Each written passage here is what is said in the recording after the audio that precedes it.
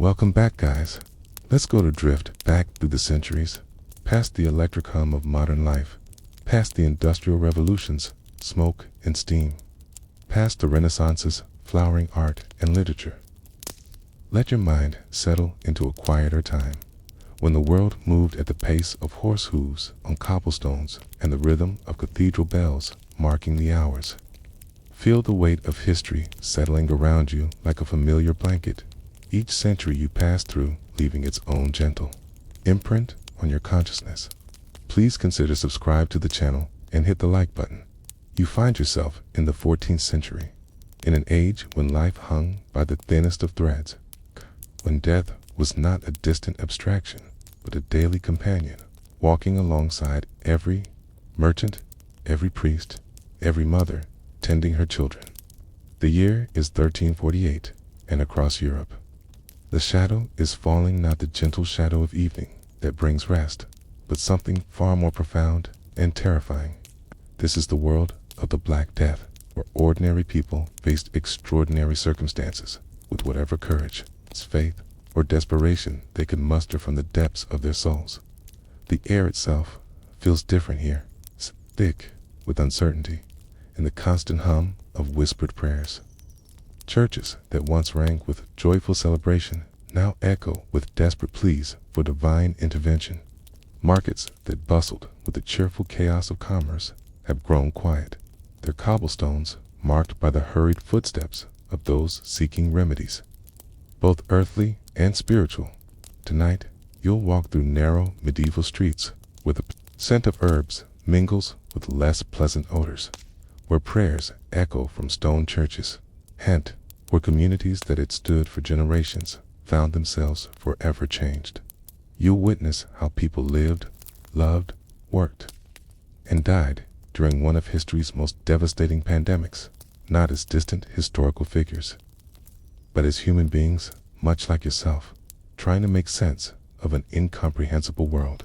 You'll feel the rough wool of their clothing, smell the smoke from their hearth fires, and understand the weight of their daily decisions, when each choice might mean the difference between life and death. Breathe deeply and let yourself sink into this journey through time, where ash falls like snow, where fear walks hand in hand with faith, and where, even in the darkest hours, the human spirit found ways to endure. The stories waiting for you are both terrible and beautiful, filled with the kind of quiet heroism that emerges when ordinary people face the unthinkable. Allow yourself to become part of this world, to feel its rhythms and understand its mysteries, as we explore together what it truly meant to live through one of history's most defining moments.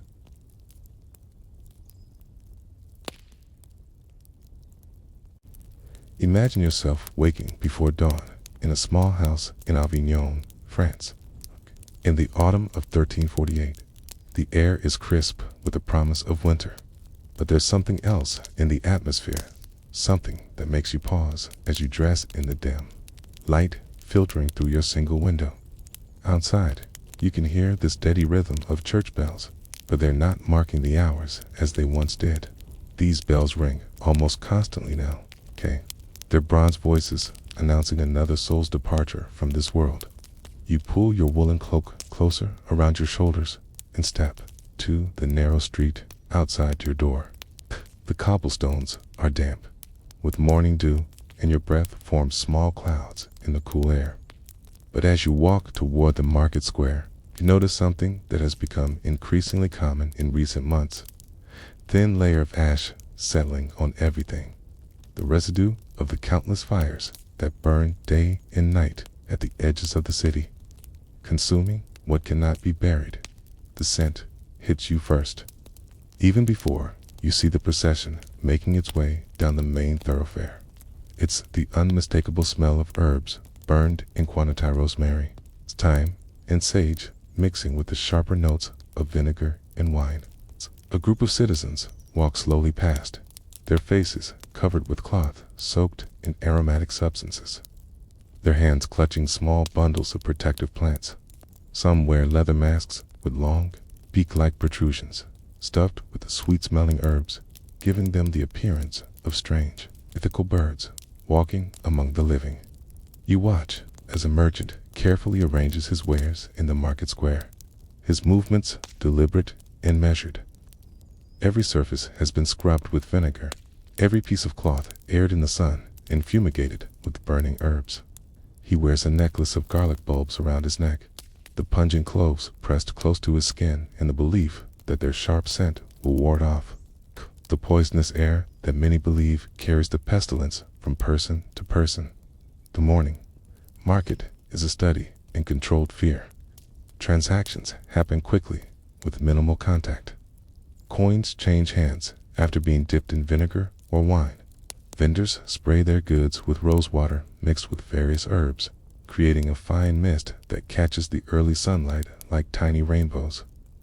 The usual cheerful haggling has been replaced by hushed negotiations, as if speaking too loudly might invite the attention of death itself. You notice how people move differently now.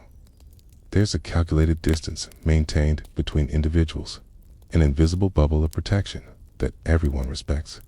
When someone coughs or sneezes, the crowd parts like water around a stone, reforming only after the potential threat has passed. Children, once abundant in the market square with their laughter and games, are notably fewer, kept close to home by anxious parents who have heard too many stories of families destroyed in a matter of days. The baker's stall draws your attention, not just for the welcome aroma of fresh bread, but for the elaborate ritual he performs with each transaction. He uses long wooden tongs to handle the loaves, never allowing direct contact between his hands and the food his customers will eat. A basin of vinegar sits beside his scales, and he dips his hands into it after each sale, the sharp liquid stinging his already raw skin. His apprentice, a boy of perhaps 14, tends a small fire nearby where bundles of dried lavender burn continuously, their purple smoke curling upward into the gray morning sky. The sound of hoofbeats on cobblestones announces the arrival of a traveling physician, his horse's bridle decorated with small sachets of herbs that bounce rhythmically with each step. The doctor himself is almost unrecognizable beneath layers of protective Iron leather coat that reaches to his ankles, his gloves that extend past his wrists, and the now familiar beaked mask that has become synonymous with those brave enough to treat the afflicted. His saddlebags bulge with the tools of his trade, bottles of various tinctures, bundles of medicinal herbs, and the inevitable containers of vinegar that have become as essential as water in daily life. As you continue through the city, you begin to notice the subtle changes that mark this as a world transformed by invisible terror. House after house displays small bundles of herbs hanging beside their doors, not decorative arrangements, but desperate attempts to purify the air before it enters the home. Rosemary for remembrance and protection, sage for wisdom and cleansing, and always garlic, its powerful scent believed to drive away the corrupted vapors that carry death from dwelling to dwelling. The very architecture seems to have adapted to the new reality. Windows that once stood open to welcome fresh air are now kept tightly shuttered during certain hours, opened only when helpful winds blow from the right direction. Chimneys smoke constantly, burning combinations of wood and herbs chosen not for their heat, but for their protective properties. Even the wealthy have modified their homes, installing additional fireplaces where aromatic woods can burn day and night, filling their chambers with what they hope are protective fumes. In the Cathedral Square, you witness the morning gathering of the faithful, but even their devotions have taken on new characteristics. The holy water at the entrance has been replaced with a mixture blessed by the priests, but augmented with wine and herbs. Worshippers no longer crowd together in the pews. Instead, they maintain careful spacing, each family creating its own small island of prayer. The incense burned during services has been enriched with additional aromatic substances, frankincense and myrrh, mixed with earthly protections like dried roses and crushed bay leaves. The priests themselves have not been immune to the practical necessities of survival. Their robes, once simple wool or linen, now carry the scent of lavender and rosemary. Some wear small leather pouches containing crushed herbs pressed against their hearts, believing that proximity to the sacred, combined with nature's protective gifts, might shield them as they perform their essential duties of comfort and last rites. Their voices, raised in prayer, compete with the constant background chorus of crackling fires and the soft whisper of smoke rising from 100 different sources. Children's games have evolved to reflect their new reality. Instead of simple tag or hide and seek, young ones play elaborate rituals of purification, pretending to be doctors or herb sellers. Their play, both mimicking and processing the strange world in which they find themselves. They create small fires with their parents' permission, burning scraps of aromatic plants and watching the smoke rise, their young minds trying to understand why the air itself has become something to fear rather than breathe freely. The rhythm of daily life has slowed, become more deliberate. Tasks that once required minutes now take hours, as every action must be filtered through considerations of safety and purification. Laundry is not simply washed, but boiled with aromatic herbs, hung in specific patterns to catch purifying sunlight, and stored with sachets of protective plants. Food preparation involves multiple stages of cleansing, with ingredients washed in herbed water, prepared with tools cleaned in vinegar, and cooked over fires fed with aromatic woods. As evening approaches and you make your way back through the city streets, the air grows thick with the smoke of countless fires, from every chimney, from braziers set in courtyards, from small fires tended at street corners. Aromatic smoke rises to create a haze that softens the edges of buildings and blurs the boundaries between earth and sky. The scent is complex, sometimes pleasant with its mixture of herbs and spices, sometimes overwhelming in its intensity, but always present. Constant reminder that the very air requires purification before it can be safely breathed. The darkness brings no respite from vigilance. Oil lamps and candles burn with wicks soaked in aromatic oils, their flames casting dancing shadows that seem to flicker with protective purpose. Night watchmen carry braziers filled with burning herbs, their rounds marked not only by the sound of their footsteps, but by the trails of sweet smoke they leave in their wake. Even sleep has become a protected activity, with bed chambers filled with the gentle smoke of herbs burned in special vessels designed to purify the air through the vulnerable hours of rest. The morning after your first full day in Plagiary Europe brings with it a deeper understanding of how profoundly the pestilence has altered the most basic rhythms of human existence. You wake not to the gentle sounds of a bustling city coming to life, but to a more subdued symphony, the careful footsteps of people who have learned to move through their world with calculated deliberation, the distant tolling of bells that never seem to stop, and the ever-present whisper of smoke rising from countless sources of purification. Your first task of the day is one that would have been unthinkable just a year ago, checking your own body for signs of the dread disease. You run your hands along your neck, feeling for the telltale swellings that have become harbingers of doom. Your armpits, your groin, these intimate examinations have become as routine as morning prayers, performed with the same mixture of hope and dread that characterizes so much of daily life now. The relief you feel at finding nothing unusual is profound, but temporary. Knowing that tomorrow will bring the same fearful ritual. The water you use to wash your face has been carefully prepared the night before, boiled with herbs, and left to cool in vessels, scrubbed with vinegar. Even this most basic of human needs, cleanliness, has become elaborate and fraught with considerations of survival. The soap you use is enriched with oils of rosemary and lavender, its scent sharp and medicinal rather than merely pleasant. Your clothing, before you put it on, is shaken vigorously and held near the small fire that burns constantly in your chamber.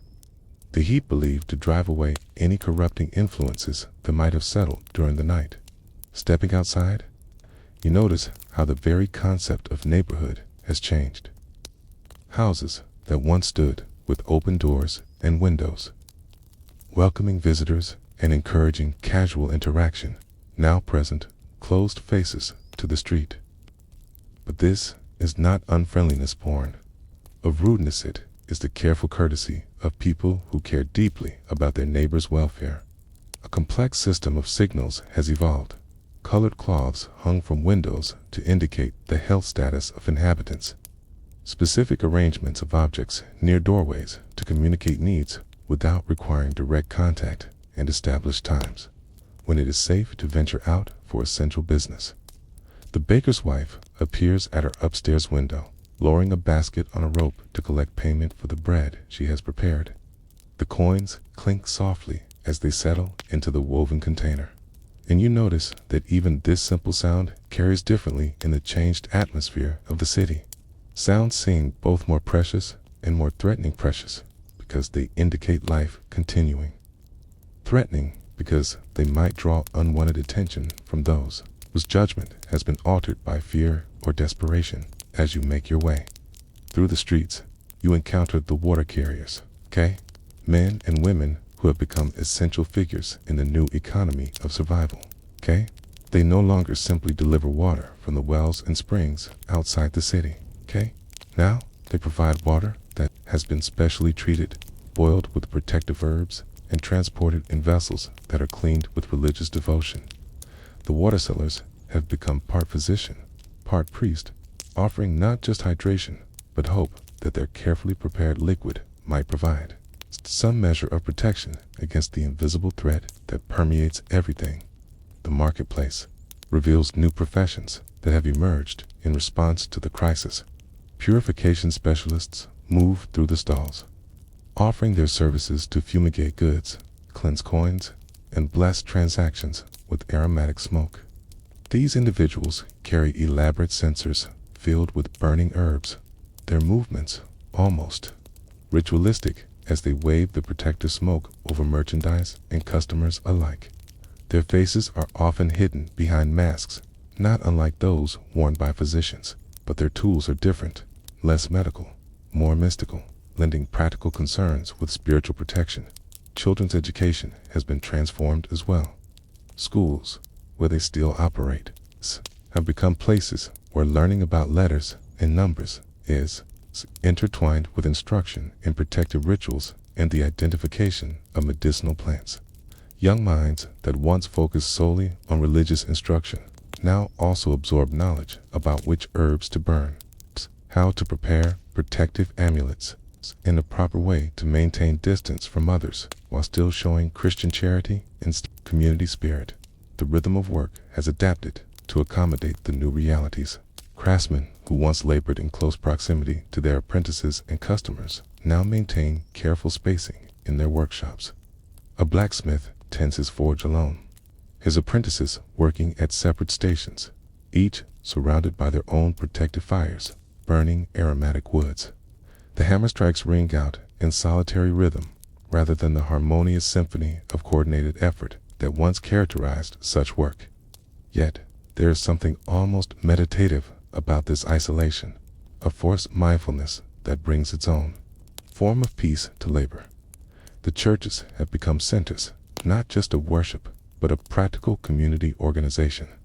Priests have evolved into coordinators of survival, organizing the distribution of protective herbs, coordinating the care of orphaned children, and managing the complex logistics of maintaining community life when traditional gathering is dangerous. The altar itself has been surrounded by braziers burning protective incense, creating a constant haze that transforms this sacred space into something that feels both more mysterious and more urgently protective. Women's work has taken on new dimensions of complexity and importance. The traditional skills of herbalism and healing, once supplementary to household management, have become matters of life and death. Gardens that once grew vegetables and flowers for beauty and sustenance now focus intensively on medicinal plants. Women share knowledge through carefully maintained distances, calling instructions across courtyards, leaving written notes about successful remedies tied to baskets lowered from windows, creating networks of information that bypass the need for dangerous face-to-face contact. The preparation of meals has become an elaborate ritual of purification. Every ingredient is inspected, washed multiple times, and prepared with tools that are cleaned with vinegar before and after each use. Cooking fires are fed not just with fuel, but with aromatic woods and herbs that are believed to purify the food as it cooks. The kitchen has become a kind of laboratory where traditional recipes are modified to include protective ingredients, garlic, in quantities that would have once been considered excessive. Herbs chosen as much for their supposed protective properties as for their flavor. Evening brings its own set of rituals. As darkness falls, families gather not in the close, intimate circles of the past, but in carefully spaced arrangements that allow for community while maintaining protective distance. Conversations happen across greater spaces, voices raised slightly to bridge the gaps that fear has created.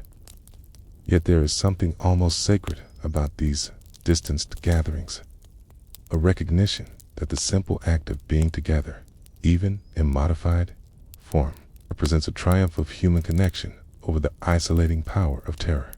The night sounds of the city have changed as well. Where once there might have been the cheerful noise of taverns and social gatherings, now the evening air carries the sound of prayers recited by solitary voices, the crackling of protective fires, and the soft chanting of those who were formed in formal groups to share the comfort of collective worship while maintaining safe distances. These sounds create a new kind of lullaby, not carefree but deeply human in its acknowledgement of shared vulnerability and mutual care. Sleep preparation has become an elaborate process. Bedrooms are fumigated with burning herbs before retirement. Sleeping garments are heated near fires and shaken thoroughly. Even pillows and blankets are treated with aromatic oils and aired in specific ways to ensure they provide not just comfort, but protection through the vulnerable hours of sleep. The very act of rest has become a conscious submission to hope that morning will bring continued health, its continued survival, its continued opportunity to face another day in this transformed world. The dreams that come in such carefully prepared sleep are often filled with the sensory experiences of the day, the constant presence of aromatic smoke, the careful distances maintained between people, the weight of protective amulets against the skin. But sometimes, in the gentle embrace of herbs and hope, dreams carry the mind away from the present crisis to memories of easier times, or forward to imagined futures when the air will once again be simply air, when touch will not require courage, and when the sound of bells will mark time rather than loss. As your third day begins in this plague-transformed world, you witness how deeply the pestilence has altered not just individual behavior, but the very fabric of community life itself. The morning light reveals a city that still functions, still breathes with the rhythm of human activity, but operates according to entirely new rules of engagement that would have been incomprehensible just months before. The marketplace opens with a ceremony that has become ritual. The market master, a figure who once simply unlocked gates and collected fees, now performs an elaborate blessing of the space. He walks the perimeter with a smoking brazier, trailing protective incense into every corner where merchants will display their wares. His movements are deliberate, almost dance-like, as he traces patterns believed to create barriers against corrupted air. The merchants wait patiently for this purification to be completed, understanding that their day's success depends as much on spiritual protection as on the quality of their goods. When trading finally begins, you observe the intricate etiquette that has evolved around commerce. Money changes hands through intermediary vessels, small bowls that are dipped in vinegar between each transaction. Its goods are displayed on surfaces that have been scrubbed with aromatic waters and blessed with protective smoke. Customers examine merchandise using wooden tools rather than their hands, pointing with sticks that have been carved specifically for this purpose and often decorated with small carved symbols believed to ward off evil influences. The social hierarchies that once defined medieval life have been scrambled by the democracy of vulnerability that the plague has imposed. Wealthy merchants find themselves seeking advice from poor herb sellers who possess knowledge that gold cannot buy. Noble families who once maintained strict social distances now find themselves grateful for the practical wisdom of servants who understand which plants provide protection and how to prepare them properly. The pestilence has created new forms of respect and new types of authority based not on birth or wealth, but on the precious commodity of survival knowledge. Children move through this transformed world with the adaptability of youth. Their games and songs reflect the new reality. Ring Around the Rosie takes on deeper meaning when the falling down represents the very real collapse that families fear. Jump rope chants incorporate the names of protective herbs. Hide and seek becomes practice for the very real necessity of sometimes avoiding contact with others. Yet, there is something beautiful in how these young minds process terror through play, transforming fear into manageable ritual and finding joy even within the constraints of necessary caution. The church services have evolved into complex ceremonies that blend traditional liturgy with urgent pleas for divine intervention. The congregation, spread throughout the nave with careful spacing, creates a visual map of faith tested by fear. Their voices, raised in familiar hymns, carry across the greater distances with different resonance, sometimes more haunting, sometimes more powerful for the effort required to bridge the gaps between worshipers. The very act of singing together becomes an act of defiance against the isolation that the pestilence seeks to impose. Priests have become figures of extraordinary courage, moving between the separated faithful to offer individual blessings, their robes trailing the scent of protective herbs, but also carrying the weight of enormous risk. Their sermons speak not just of salvation in the next world, but of practical hope for survival in this one. They offer theological frameworks for understanding why protective rituals do not contradict faith, explaining how God works through herbs and smoke and careful distance, just as surely as through prayer and scripture. The craft guilds have reorganized their entire structures around the new necessities of survival. Apprentices who once lived in close quarters with their masters now maintain separate dwellings, but continue their education through carefully managed interactions. Master craftsmen demonstrate techniques from distances that require them to speak more clearly, gesture more precisely, and break down complex processes into steps that can be communicated without intimate contact. This has led, surprisingly, to innovations in teaching methods that make traditional skills more accessible to those who learn differently. The preparation of food has become a community effort that requires unprecedented coordination. Bakers coordinate their schedules to ensure that ovens remain hot throughout the day, allowing neighbors to bring their own prepared dough for baking without the risk of indoor gatherings. Brewers and vintners share their knowledge more freely, understanding that the ability to produce safe, alcoholic beverages is a community necessity rather than a trade secret. Mills operate on schedules that allow for the individual processing of grain, with careful cleaning between each family's portion. Women have formed informal networks that span across social classes, united by their shared responsibility for family, health, and survival. They develop coded systems for sharing information about which remedies prove effective, which merchants provide the cleanest goods, and which areas of the city seem safer than others. These networks operate through signals and signs that allow for the rapid communication of vital information without requiring dangerous gatherings.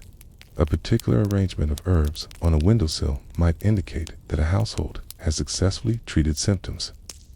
A specific pattern of smoke from a chimney might signal that help is needed. The evening hours bring their own community rituals.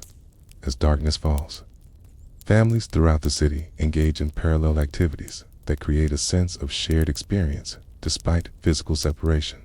Candles are lit at the same time, creating a constellation of light that can be seen from elevated positions throughout the city. Evening prayers are recited at coordinated times, allowing voices to blend across courtyards and streets in makeshift choirs that maintain spiritual unity while respecting physical distance. Children's bedtime stories have evolved to incorporate the new realities while still providing comfort and hope. Tales of brave knights now feature heroes who defeat invisible enemies through wisdom and preparation rather than sword and shield. Princesses in these stories are saved not by princes, but by their own knowledge of healing herbs and protective rituals. These adaptations serve the dual purpose of processing fear through narrative and teaching, practical survival skills through the powerful medium of story. The Night Watch has taken on quasi-religious significance, with watchmen serving not just as guards against human threats, but as protectors against the spiritual dangers that darkness might bring. They carry blessed oils that burn in their lanterns, creating moving points of light that trace protective patterns through the city streets. Their calls through the night hours announce not just the time, but also serve as confirmation that the protective rituals of evening have been properly observed and that the community remains spiritually defended through the vulnerable hours of sleep. Merchants who travel between cities have become vital sources of information, but their arrival is managed with careful protocols that protect both visitors and residents. They camp outside city walls for specified periods, during which their goods are aired and fumigated while they provide news from other regions. These temporary camps become centers of information exchange, where travelers share knowledge about which cities have been successful in limiting the spread of pestilence and which protective measures have proven most effective in different regions. The seasonal festivals that once marked the passage of time throughout the year have been adapted to serve new purposes. Harvest celebrations focus not just on gratitude for crops, but on the community preparation of preserved foods that might be needed if normal commerce becomes impossible. Spring festivals incorporate the blessing of medicinal gardens and the sharing of seeds for protective plants. Winter gatherings emphasize the community preparation of remedies and the coordination of fuel supplies for the protective fires that must burn continuously through the cold. Months, marriage ceremonies have been transformed into events that acknowledge the heightened preciousness of human connection in times of great uncertainty. Wedding feasts are replaced by carefully coordinated celebrations where families maintain protective distances while still honoring the union of two lives. The exchange of rings happens through intermediaries, but the vows spoken carry added weight. When pronounced in a world where the promise to remain together in sickness and in health takes on immediate, and urgent meaning, the care of orphaned children has become a community responsibility that transcends traditional family boundaries. Informal networks ensure that children who have lost their parents are absorbed into the community structure, with multiple families sharing responsibility for their care and education. These arrangements are managed through careful coordination that protects the health of all involved while ensuring that no child faces the crisis alone. Even death, when it comes, is handled with rituals that balance respect for the deceased with protection for the living. Funeral services are conducted with spacing that allows for communal mourning while limiting exposure. Burial procedures involve careful handling, and protective equipment for those who must manage the physical aspects of interment. Yet, within these practical constraints, communities find ways to honor their dead with dignity and ensure that grief can be shared even when mourners cannot embrace.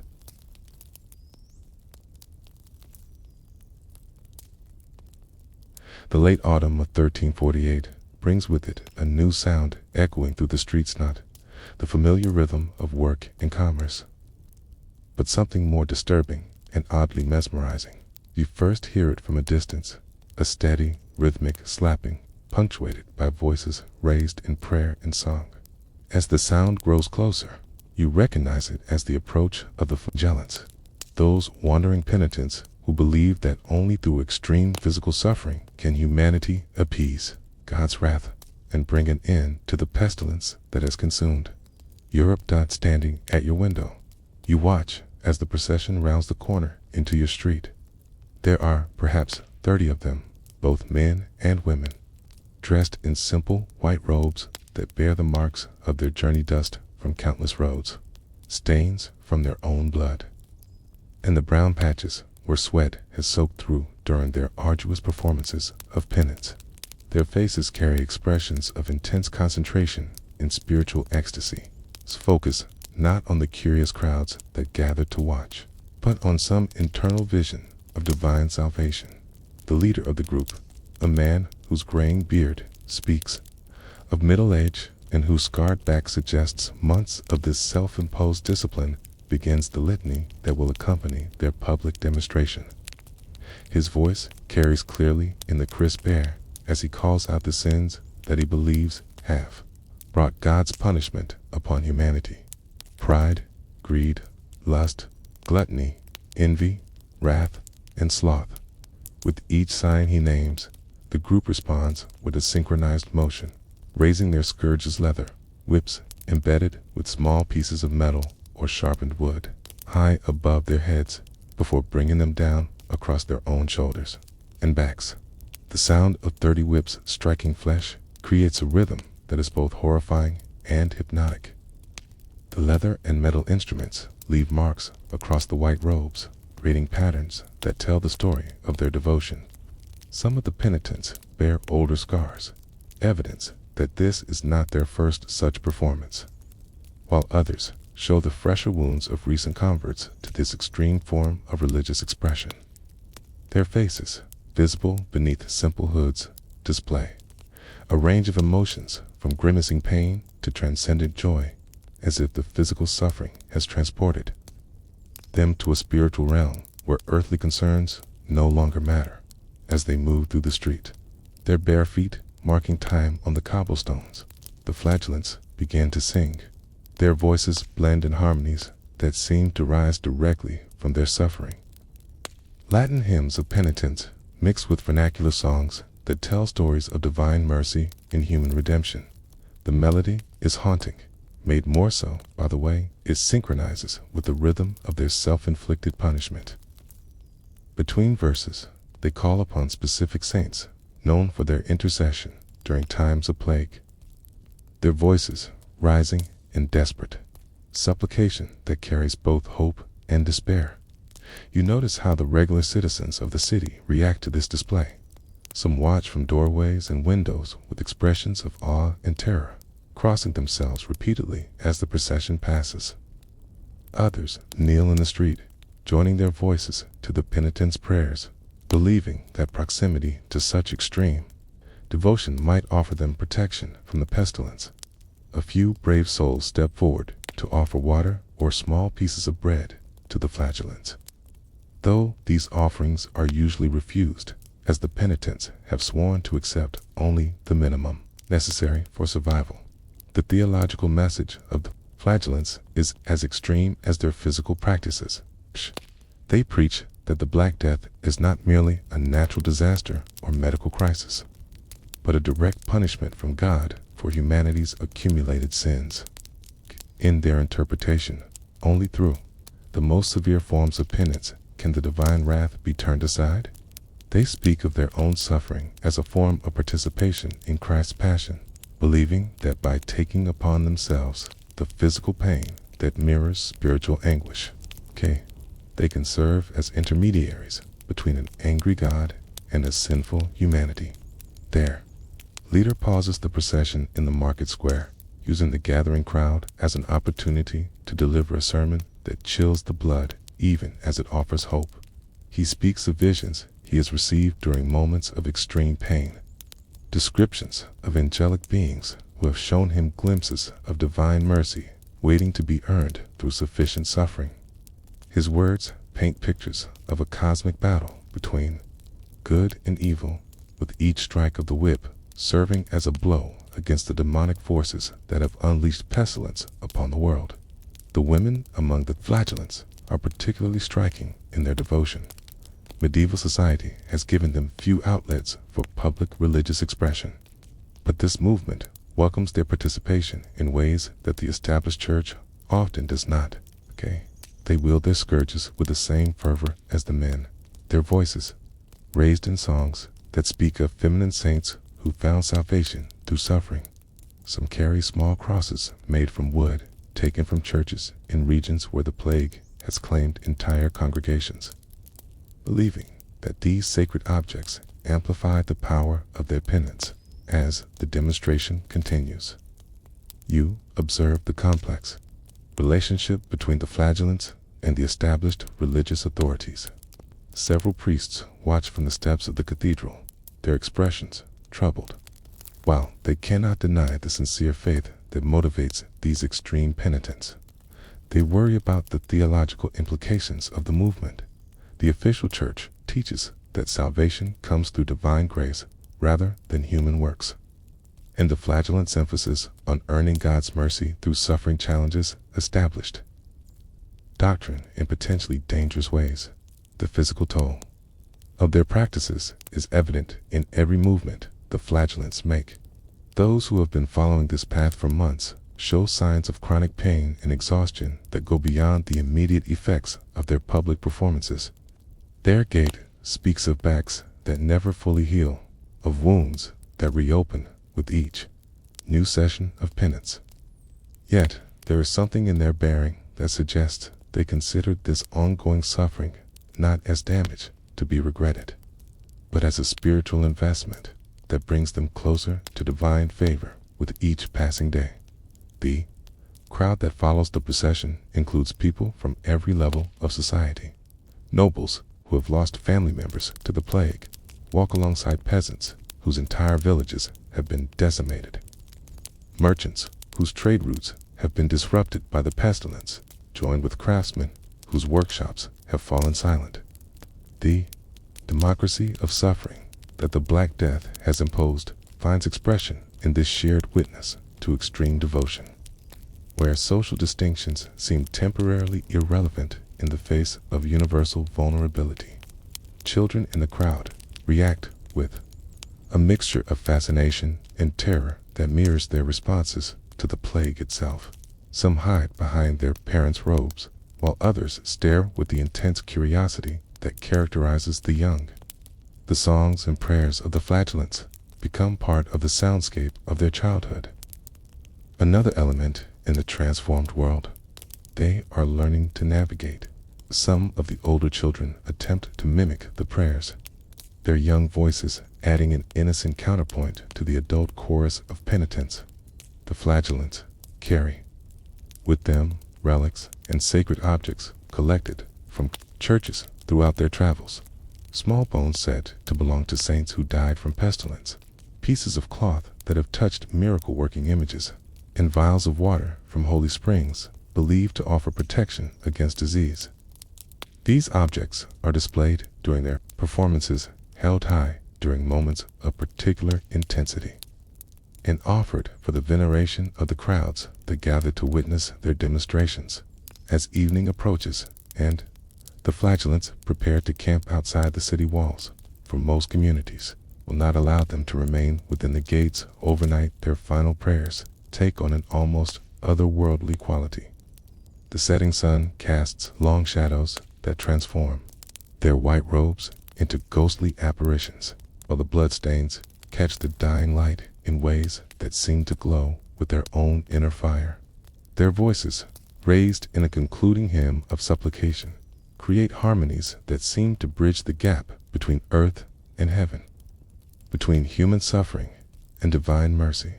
The psychological impact of witnessing such extreme devotion is profound and varied. Some observers feel inspired to greater personal penance, beginning their own practices of fasting and prayer that, while less extreme than the flagellants' methods, represent genuine attempts to earn divine protection through spiritual discipline. Others feel disturbed by the implications of the movement, worried that such extreme measures suggest a God so angry that only the most severe suffering can appease divine wrath.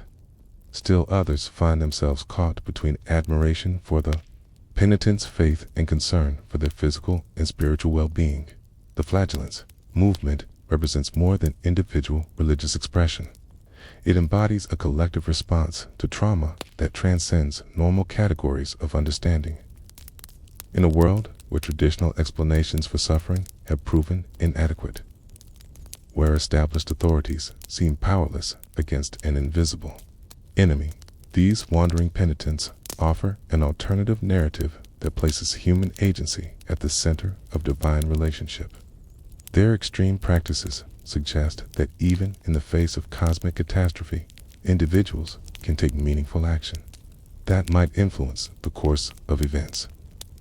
As winter settles over Europe in the closing months of 1348, the flagellant movement begins to evolve in ways that reveal both the desperate hope and dangerous extremism that can emerge from collective trauma.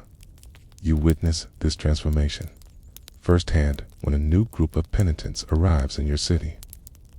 Their practices more elaborate and their message more urgent than those who came before. These are not simply individuals seeking personal salvation through suffering, but organized companies of believers who have developed complex rituals and hierarchies that mirror the very religious establishment they claim has failed in its duty. To God, the morning of their arrival brings an atmosphere of anticipation mixed with unease. Word has spread that this particular group has traveled from the Germanic regions where the movement first took hold, carrying with them not just the familiar practices of self-flagellation, but new interpretations of scripture and prophecy that promise both salvation and judgment. Their leader, a man known only as Brother Heinrich, is said to possess the gift of prophecy, able to see visions that reveal God's specific demands for ending the pestilence that continues to ravage communities across the continent. When the procession finally enters the city gates, the difference between these flagellants and their predecessors becomes immediately apparent. Their white robes are more elaborate, decorated with crosses and symbols that they claim have been revealed through divine visions. Their scourges are more sophisticated instruments, crafted with careful attention to both causing pain and creating specific patterns of wounds that they believe hold sacred significance. Most disturbing of all, their ranks include children, some no older than 10 or 12 years. Participation in the adult rituals of penance raises questions that even sympathetic observers find code to answer. Brother Heinrich himself is a figure of compelling and troubling charisma. His gaunt frame speaks of extended fasting, while his eyes burn with the intensity of someone who believes he has been chosen for a special divine mission. When he speaks, his voice carries across the crowd with the authority of someone who has never doubted the truth of his message. He tells the gathered citizens that their city has been specifically chosen for a demonstration of God's power, that the pestilence will end only when sufficient numbers of the faithful join in the sacred work of penance that his group has perfected. Through months of spiritual discipline, the ritual these flagellants perform is more elaborate and disturbing than anything witnessed before. They arrange themselves in a circle in the market square, with Brother Heinrich at the center, holding a wooden cross that he claims contains a splinter from the true cross of Christ. The flagellation begins slowly, with prayers recited in Latin that few in the crowd understand, but which carry an ominous tone that sends shivers through even the most devout observers. As the intensity builds, the penitents begin to enter states that can only be described as ecstatic, their voices rising in harmonies that seem to transcend normal human vocal capabilities. What makes this demonstration particularly unsettling is the way it begins to draw participants from the crowd. Brother Heinrich's preaching has convinced several local citizens that their previous prayers and protective measures have been insufficient, that only through joining in this extreme form of penance can they hope to save themselves and their families from divine wrath. You watch as a merchant you recognize from daily transactions strips off his coat and joins the circle. accepting a scourge from one of the traveling penitents and beginning to strike his own back with movements that combine awkwardness with desperate fervor. The children within the group present the most disturbing aspect of the spectacle. Their young voices, raised in songs of penance, create a sound that is simultaneously beautiful and deeply troubling. When they participate in the flagellation, their movements are careful and supervised by adults, but the sight of children deliberately inflicting pain upon themselves challenges fundamental assumptions about childhood innocence and protection. Some in the crowd weep openly at the sight, while others argue quietly among themselves about whether such practices represent pure faith or dangerous corruption of the young. Brother Heinrich's sermons between the physical demonstrations reveal a theology that has moved beyond traditional church teaching into territories that make even sympathetic clergy uncomfortable. He speaks of direct communication with divine beings who have shown him specific requirements for ending the plague, according to his visions. The pestilence will continue until 40 days and 40 nights of continuous penance have been completed in 40 different cities across Europe.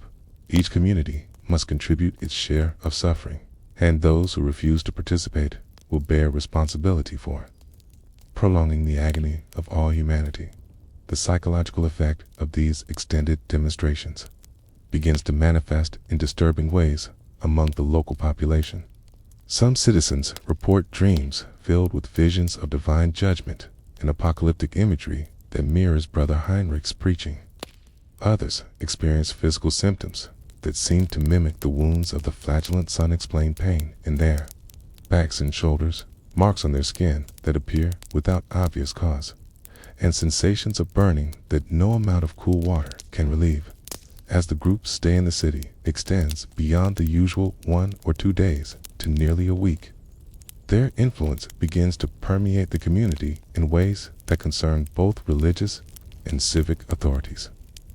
Local priests find their congregations questioning established church teachings, asking why their spiritual leaders have not received the same divine revelations that Brother Heinrich claims to experience daily.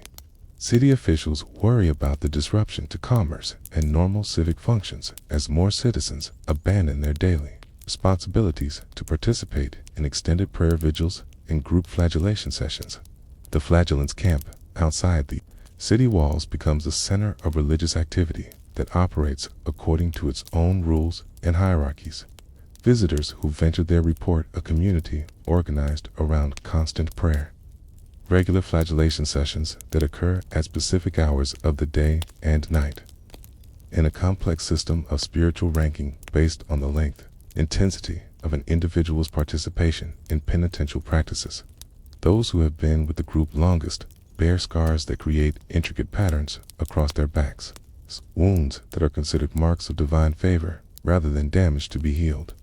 The most devoted followers begin to claim their own religious experiences, visions, and dreams that seem to confirm Brother Heinrich's teachings, while adding new elements that further elaborate the theological framework of the movement. Report encounters with angelic beings who have shown them glimpses of heaven that await those who complete the required penance. Others describe terrifying visions of hell that graphically illustrate the fate awaiting those who refuse to join in the sacred work of collective suffering. The relationship between the traveling flagellants and the local religious establishment becomes increasingly strained as Brother Heinrich's preaching begins to directly challenge church authority. He claims that the plague represents divine judgment, not just upon general human sinfulness, but specifically upon the corruption and worldliness of the established clergy. In his interpretation, bishops and priests who live in comfort while their flocks suffer demonstrate the very spiritual poverty that has provoked God's wrath. Only through the pure devotion of lay penitents can the church be purified and divine favor restored. This theological challenge creates divisions within the community that extend beyond religious matters into social and political realms. Families find themselves split between those who embrace the flagellant's message and those who view it as dangerous extremism. Merchants worry about the economic implications of extended disruptions to normal commercial activity, as craftsmen find their workshops emptied as apprentices abandon their trades to join in continuous prayer and penance. The physical toll on those who join the flagellant practices becomes evident as the days pass. Local citizens who initially participated with enthusiasm begin to show signs of exhaustion and injury that go beyond the intended spiritual benefits of penance. Several require medical attention for wounds that have become infected, while others display symptoms of malnutrition from the extreme fasting that the group encourages. Yet, even as their bodies suffer, many express a sense of spiritual satisfaction that they claim more than compensates for their physical discomfort. Brother Heinrich's most controversial teaching involves his claim that the plague will end only when sufficient blood has been spilled in penance, not metaphorically, but literally. He calculates that God requires a specific quantity of human suffering, measured in actual wounds and shed blood, before divine mercy will be granted. This quantification of spiritual requirements disturbs even those who support the general principle of penance, as it suggests a God who demands payment in pain rather than a deity moved by sincere repentance and genuine faith. The women who join the group often display the most extreme forms of devotion, perhaps because medieval society has offered them few opportunities for public religious expression. Their participation in flagellation challenges traditional gender roles while simultaneously reinforcing medieval assumptions about feminine spiritual intensity. Some claim direct mystical experiences that rival those of renowned saints, describing encounters with divine beings who have commissioned them as special agents in the cosmic battle against evil. As news arrives from other cities visited by similar flagellant groups, disturbing patterns begin to emerge. Reports speak of communities where the movement has led to violence against those who refuse to participate, where local authorities have lost control to charismatic preachers, and where the social fabric has been torn apart by religious extremism that began as sincere seeking for divine mercy. These accounts create growing concern about the ultimate destination of Brother Heinrich's movement and the consequences for communities that fall under its influence. The children within the group present ongoing ethical dilemmas that divide the community. While some view their participation as evidence of pure faith, uncorrupted by worldly concerns, others worry about the psychological and physical damage being inflicted upon young minds and bodies. Several local families attempt to retrieve children who have joined the group, leading to confrontations that reveal how completely the movement has captured the loyalty of its followers. The theological implications of the flagellant movement extend beyond immediate concerns about physical practices to fundamental questions about the nature of divine justice and human agency. If God requires such extreme suffering to end the plague, what does this suggest about divine love and mercy? If individual penance can influence cosmic events, what role does divine sovereignty play in human affairs?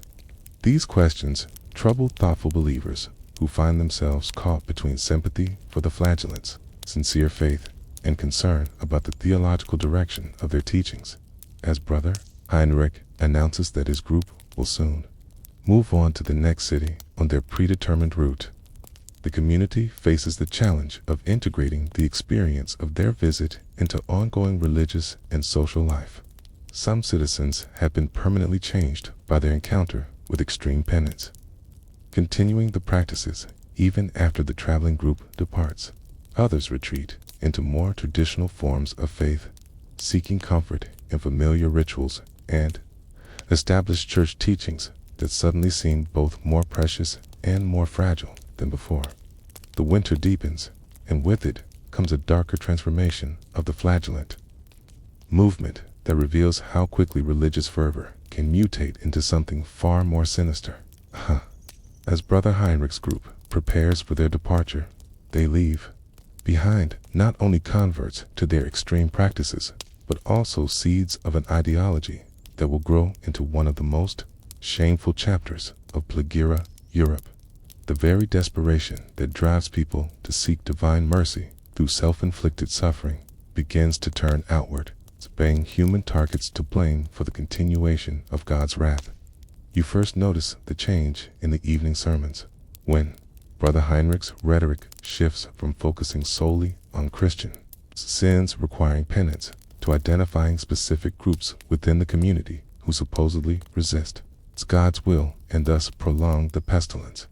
His voice, still carrying the hypnotic quality that has drawn so many followers, now speaks of hidden enemies within Christian society, those who practice different faiths, maintain different customs, who perhaps worship in ways that anger the divine forces that must be appeased before the plague will end. The Jewish families who have lived peacefully in your city for generations suddenly find themselves the subject of whispered accusations and suspicious glances. The prosperity that some have achieved through careful business practices and money-lending professions that Christian doctrine has made difficult for believers to pursue becomes reinterpreted as evidence of supernatural protection that must come from demonic sources. Their synagogue, once simply another house of worship in a city that has always accommodated religious diversity, is now viewed through eyes clouded by fear and the desperate need to find someone to blame for unbearable suffering. Brother Heinrich never directly calls for violence, right? His words create an atmosphere where such actions become almost inevitable. He speaks of divine justice that requires not only the penance of the faithful, but also the punishment of those who obstruct God's mercy. His sermons paint vivid pictures of biblical precedents, the destruction of Sodom and Gomorrah, the plagues of Egypt, the conquest of Canaan stories that suggest divine approval for harsh measures against those who oppose God's chosen people. The logical conclusion of such reasoning, while never explicitly stated, hangs in the air like the smoke from the countless purification fires that burn throughout the city. The transformation of individual flatulence provides a disturbing window into how personal religious experience can be corrupted by group dynamics and extremist leadership. Citizens who began their involvement with sincere desires for spiritual purification find themselves gradually accepting interpretations of events that would have horrified them just weeks earlier. The same psychological mechanisms that allowed them to endure self-inflicted physical pain begin to extend to justifying pain inflicted upon others, particularly those who can be portrayed as enemies of the faith.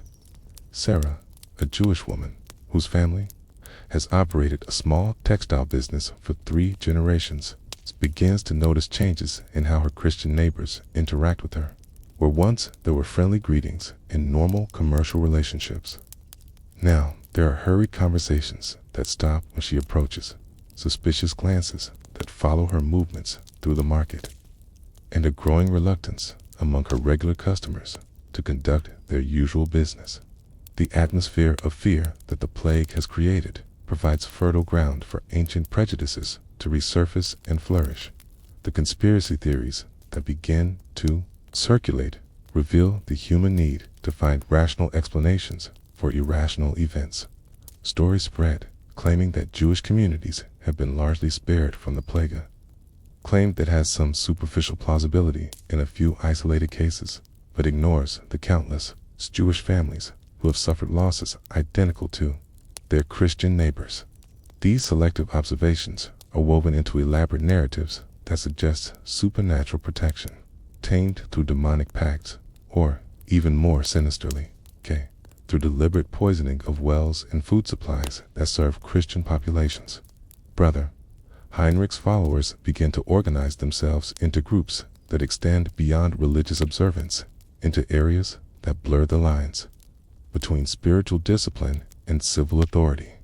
They establish patrol groups that claim to be monitoring the city for signs of divine displeasure, but increasingly focus their attention on the activities of Jewish residents.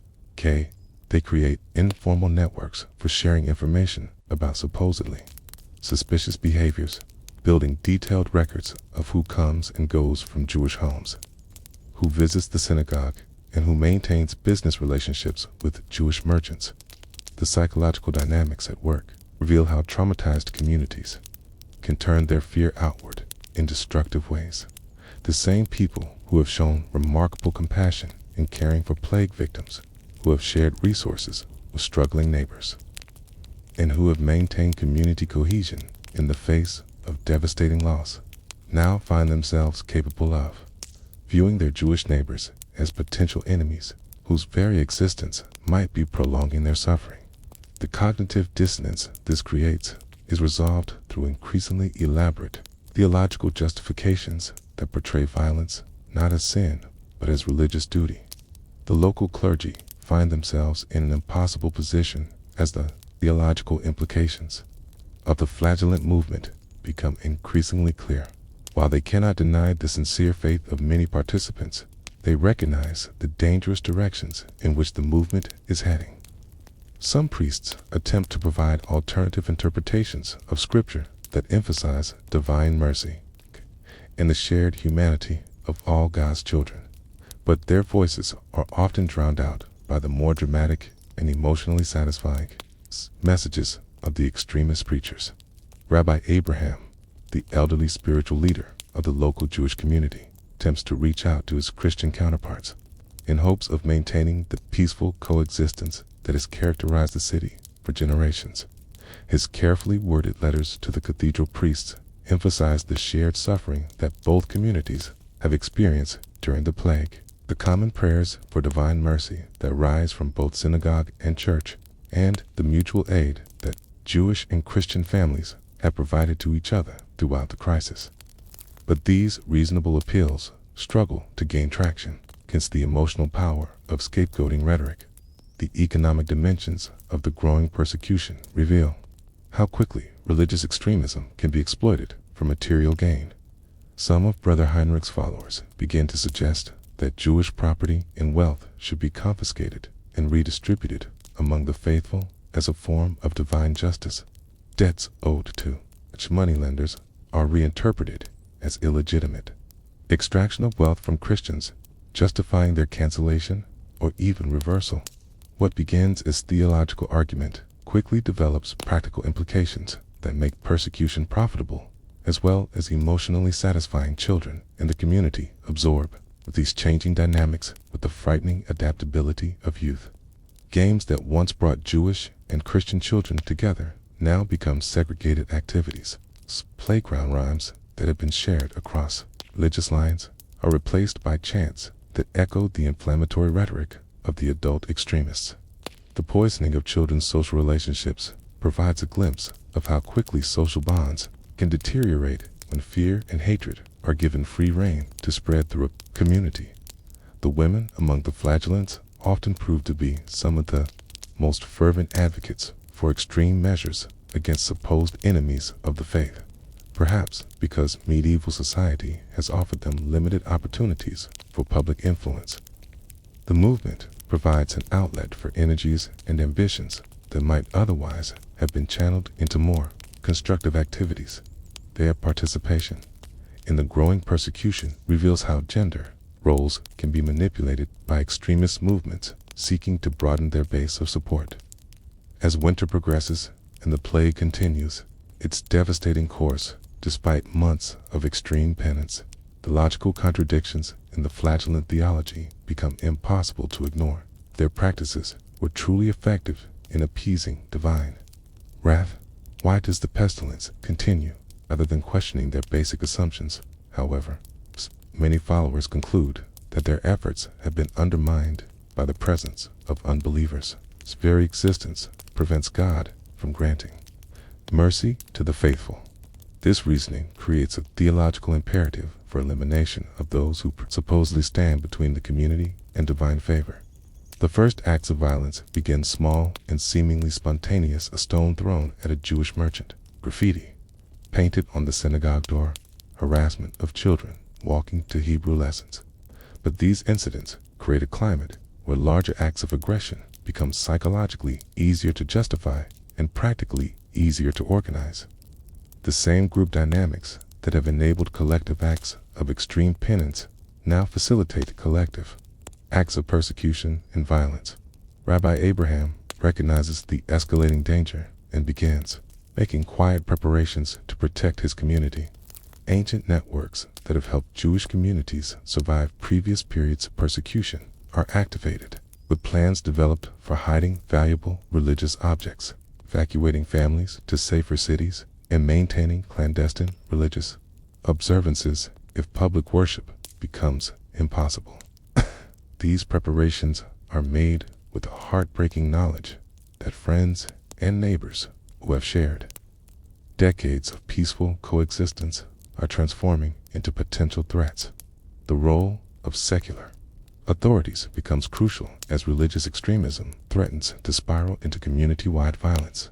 City officials who have tried to maintain neutrality in religious matters find themselves forced to choose between appeasing the growing flagellant movement and protecting the rights of all citizens regardless of their faith.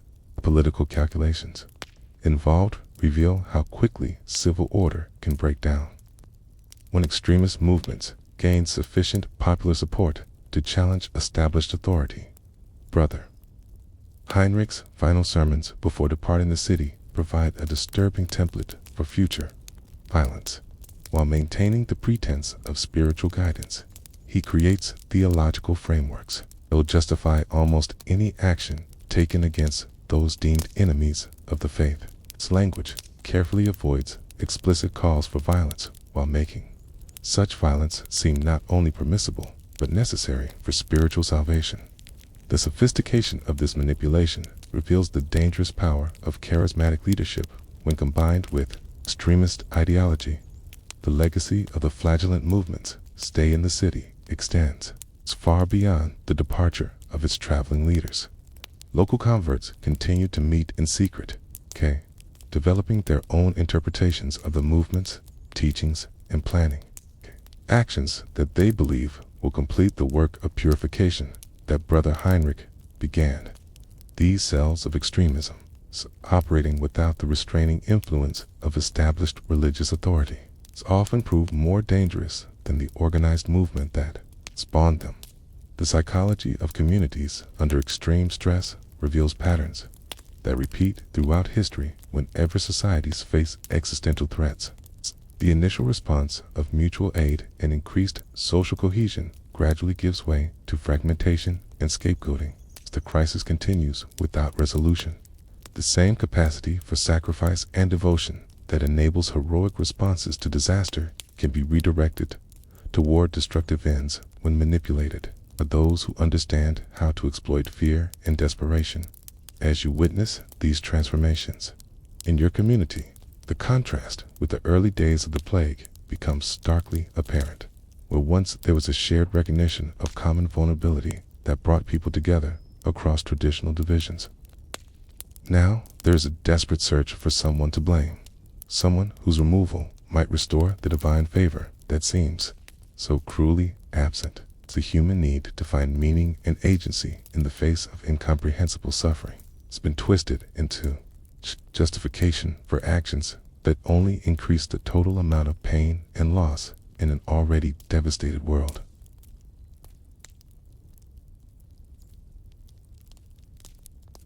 Step forward through time now, from the chaotic present of 1348 to the quiet revelations of archaeology centuries later. Allow your mind to drift from the narrow streets filled with smoke and fear to the careful excavations of modern scholars who sift through layers of earth that hold the physical evidence of humanity's darkest hour. In the fields outside London, where the suburb of East Smithfield now spreads its modern buildings, archaeologists have uncovered a testament to the Black Death that speaks with the silent eloquence of bones and soil. The cemetery they discovered was established in 1348, purchased by Sir Walter de Mani as an emergency burial ground when London's existing churchyards could no longer accommodate the staggering number of dead.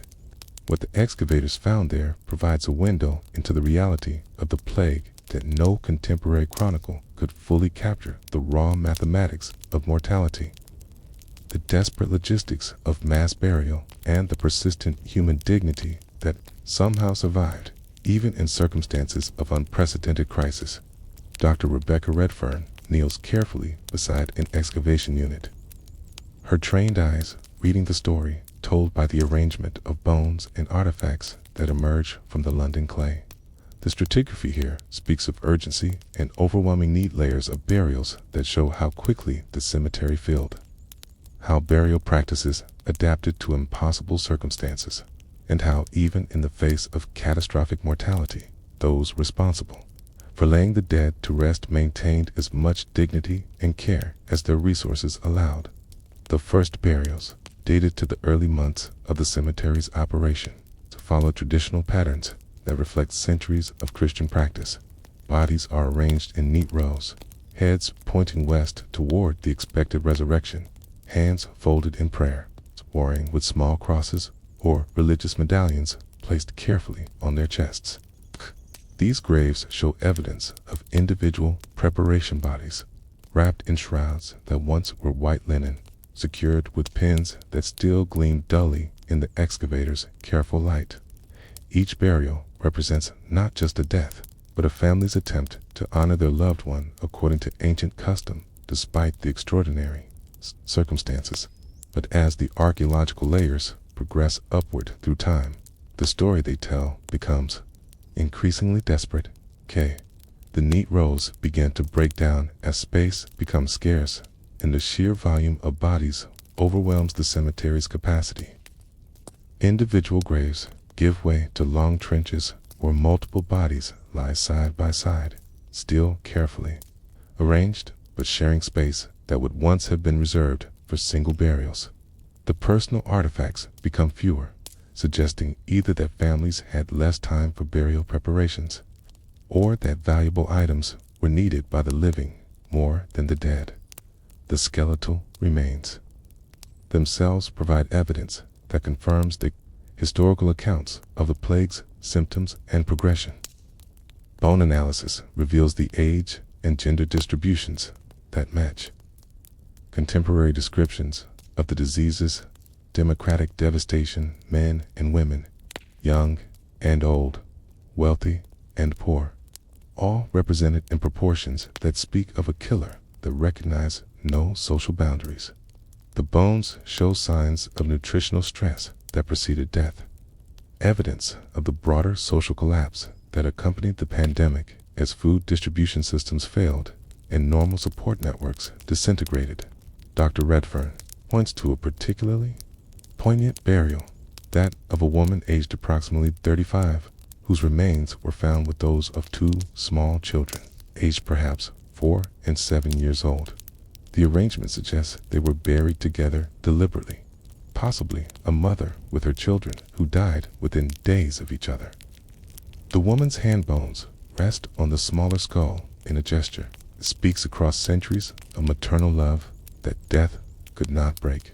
Small personal items found with a burial, simple brass pen, fragments of cloth that once formed a child's garment, a wooden toy carved in the shape of a horse provide intimate details that transform statistical mortality into human tragedy.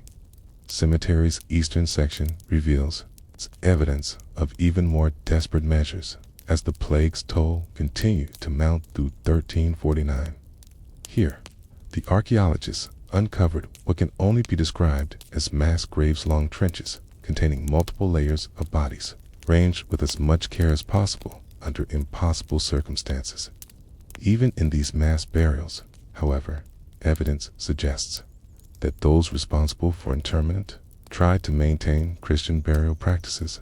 Bodies are still oriented properly, still show evidence of being wrapped in whatever materials were available, and still occasionally contain the small religious artifacts that medieval Christians believed would aid their journey to the afterlife. The logistics of operating such a cemetery during the height of the pandemic become clear through the archaeological evidence.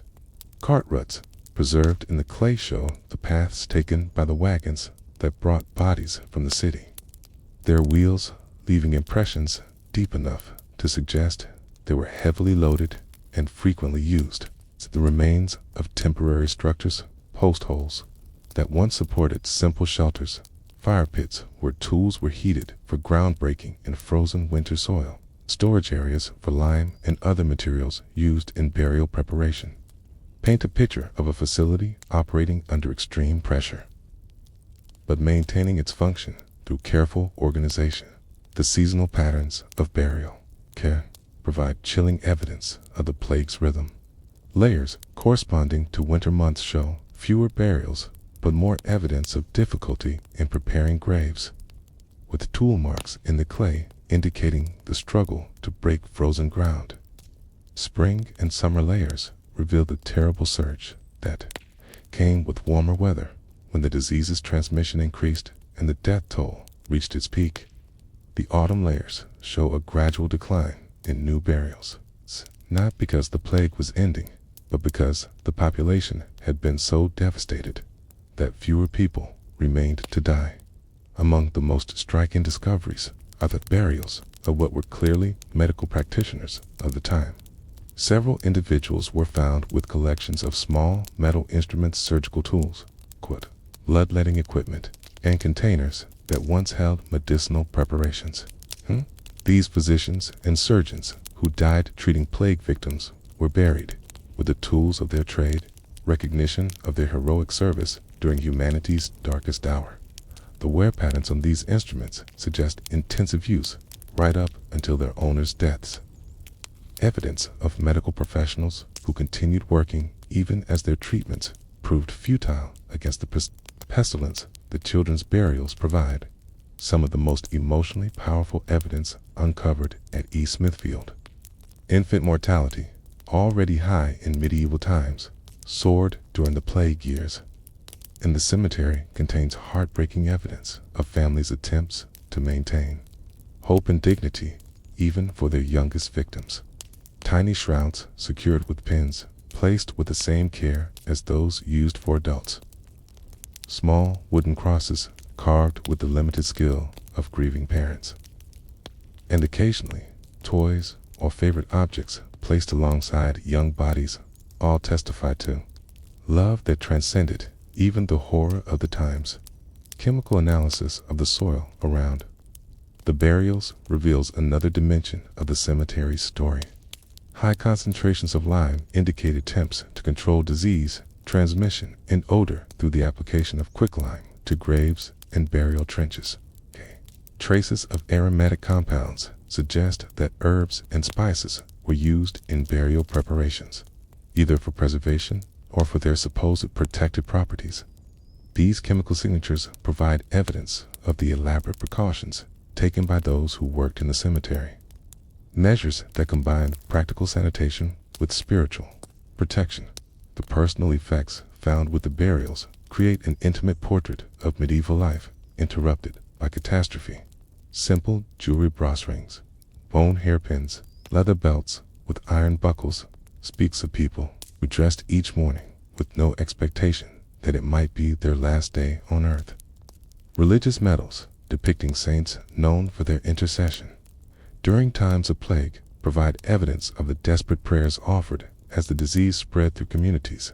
Coins found in purses and sewn into clothing revealed the economic disruption that accompanied medical crisis, with some individuals buried wearing all their worldly wealth because normal banking and inheritance systems had collapsed. The clothing remains, preserved in some cases by the particular chemistry of the London clay, offer insights into how people dressed during the plague years. Layers of garments suggest that many victims were buried in their best clothing, but the fabrics also show evidence of practical modifications. Extra layers for warmth during the harsh winter of 1348 to 49. Protective amulets sewn into seams, and pockets added to carry the herbs and protective objects that people hoped might ward off disease. The wear patterns on clothing reveal lives lived with increasing caution and preparation for the possibility of sudden death.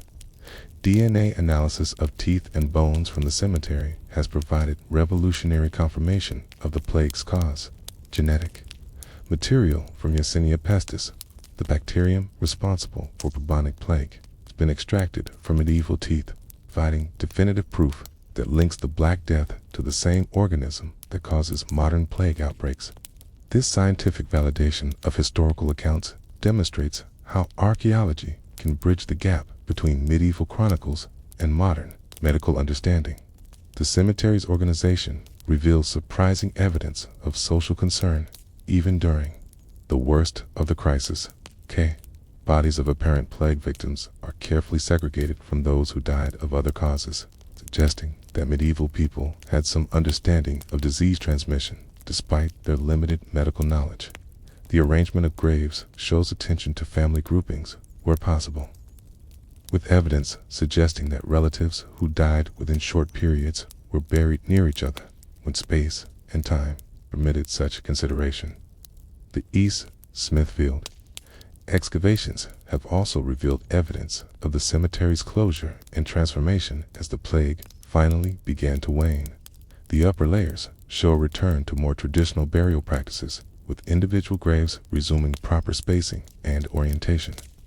The artifacts from this later period include more personal effects and evidence of greater care in burial preparation, suggesting that surviving families, once again, had the time and resources to honor their dead according to established custom.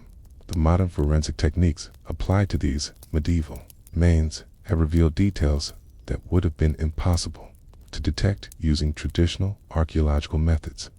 Isotope analysis of teeth indicates the geographic origins of those buried, showing that the cemetery served not just local Londoners, but also refugees who had fled to the city from plague-stricken rural areas. Evidence of healed fractures and other injuries provides insights into the hard physical lives these people led even before the plague struck. While nutritional indicators in bone chemistry revealed the gradual decline in living standards that preceded the pandemic's peak, the soil samples taken from throughout the cemetery contain microfossils and pollen that reconstruct the environmental conditions during the plague years.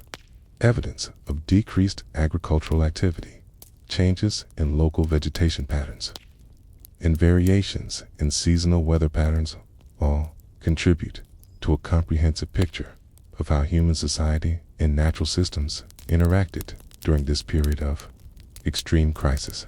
Even the earthworms and insects preserved in the grave field tell stories about how the massive burial operations affected local ecosystems. The tools found within the cemetery provide evidence of the specialized equipment developed for mass burial operations. Larger spades designed for digging extensive trenches, specialized lime spreading tools, wooden markers used to organize the growing burial ground all speak of human adaptation to unprecedented circumstances. The wear patterns on these tools indicate intensive use over extended periods, evidence of workers who maintained their grim duties day after day as the death toll continued to mount. The East Smithfield Cemetery stands as more than an archaeological site. It serves as a testament to human resilience and dignity in the face of overwhelming catastrophe. The careful attention to proper burial practices, even under impossible conditions, reveals communities that maintained their values and commitments to honoring the dead despite facing their own mortality on a daily basis. The cemetery's story, written in bones, in soil, and artifacts, speaks across centuries of humanity's capacity to find meaning and maintain hope, even in the darkest of times. Within the careful grid of archaeological excavation units at East Smithfield, each burial tells its own story. And some of these stories emerge with startling clarity through the combined evidence of skeletal remains, associated artifacts, and the contextual clues provided by burial circumstances. These individual narratives, constructed through scientific analysis and scholarly interpretation, transform the abstract horror of pandemic mortality into intimate human experiences that bridge the centuries between medieval England and our modern understanding. Burial 155 reveals the story of a man in his mid-40s whose robust skeletal frame and well-developed muscle attachments suggest a life of physical labor, possibly as a craftsman or skilled worker. His hands show the characteristic bone modifications of someone who spent decades gripping tools, while healed fractures in his ribs and left forearm speak of workplace accidents that he survived with medieval medical care. What makes his burial particularly poignant is the evidence of his final illness. His teeth contain genetic material from Yersinia pestis, confirming that plague claimed his life, but the careful arrangement of his body in the presence of a small silver cross at his throat suggests that he died surrounded by family who had time to prepare him for burial. According to Christian custom, the objects found with this craftsman paint a picture of a man who took pride in his work and maintained his dignity even as the plague ravaged his community. His leather belt, preserved by the clay soil, still bears the marks of tools that once hung from it: a small knife, a measuring cord, and what appears to have been a wooden rule used for precise measurements. These tools of his trade were buried with him, suggesting either that his family wanted to honor his professional identity in death, or that the tools themselves were considered contaminated and unfit for use by others. Just 3 burial units away, the excavators uncovered the remains of a woman whose story intersects with the craftsman's in ways that revealed the interconnected nature of medieval urban life. Her age, estimated at around 42 years, and the isotope analysis of her teeth, indicating local birth, suggests she lived her entire life in London. The wear patterns on her finger bones and the development of her shoulder muscles indicate long years of textile work, spinning, weaving, or perhaps embroidery that required fine motor control and repetitive motion. What makes her burial extraordinary is the collection of small objects found carefully arranged around her body. 17 small brass pins, each bearing tiny religious symbols, were discovered positioned as if they had been sewn into her burial shroud in a deliberate pattern. A wooden spindle, worn smooth by decades of use, lay beside her right hand. Most remarkably, a small leather pouch containing dozens of tiny glass beads of various colors was found at her waist, evidence of either her work in jewelry making or her participation in the trade networks that brought exotic goods to medieval London. The chemical analysis of soil samples from around her grave revealed elevated levels of mercury, lead, and other metals associated with textile dyeing and decorative work. This evidence suggests that her burial location was chosen specifically to accommodate the materials she worked with, possibly because medieval understanding recognized some connection between her profession and her death, or simply because her tools and materials were considered too valuable or too dangerous to distribute among the living. Near the cemetery's western edge, the archaeologists discovered a burial that tells a story of privilege interrupted by the democracy of disease. The skeleton belongs to a man aged approximately 35 whose teeth show excellent dental health for the medieval period, indicating a diet rich in quality foods and low in the coarse grains that typically wore down medieval dental enamel. His height, estimated at nearly 6 feet, places him well above average for the time period, again suggesting superior nutrition throughout his growth years. The artifacts associated with this burial speak of wealth and social position.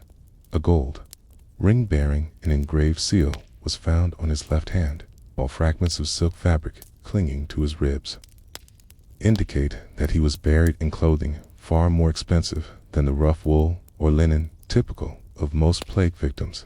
Most telling of all, a small silver seal matrix found near his chest bears Latin inscriptions indicating legal or administrative functions, suggesting he was a clerk, administrator, or perhaps a minor noble involved in city governance.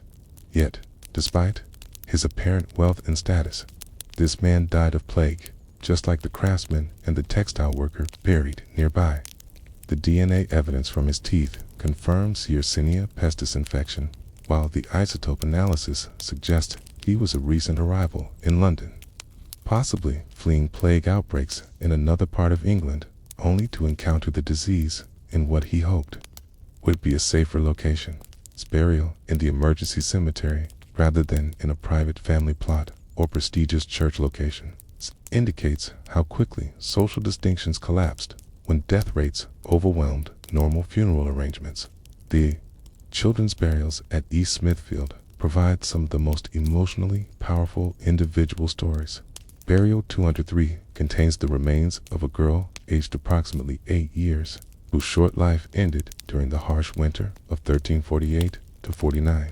The preservation conditions allowed archaeologists to recover fragments of a woolen dress dyed with woad, indicating that her family had resources sufficient to clothe her in colored fabric, rather than the undyed materials typical of the poorest families. More poignant still are the personal items found with this child. A small wooden doll, carved with surprising skill and painted with pigments that still retained traces of their original bright colors, was clutched in her arms. Near her feet, the excavators found a leather pouch containing 5 smooth stones, worn by handling, possibly gaming pieces, or simply treasured objects collected during childhood play. A tiny brass bell, no larger than a walnut, was discovered near her throat, perhaps sewn to her dress or worn as a necklace. The soil analysis around this child's grave revealed something unexpected: elevated levels of various spices and aromatic compounds, suggesting that her body was prepared for burial using expensive preservatives typically reserved for adult burials. This evidence indicates that her family, despite living through one of history's greatest catastrophes, still managed to honor their daughter's memory with burial preparations that demonstrated both love and considerable expense. The isotope analysis of her teeth tells a broader story of childhood during the plague years. The chemical signatures indicate periods of nutritional stress alternating with times of adequate nourishment, suggesting a family that struggled with food security as the plague disrupted normal agricultural and commercial systems.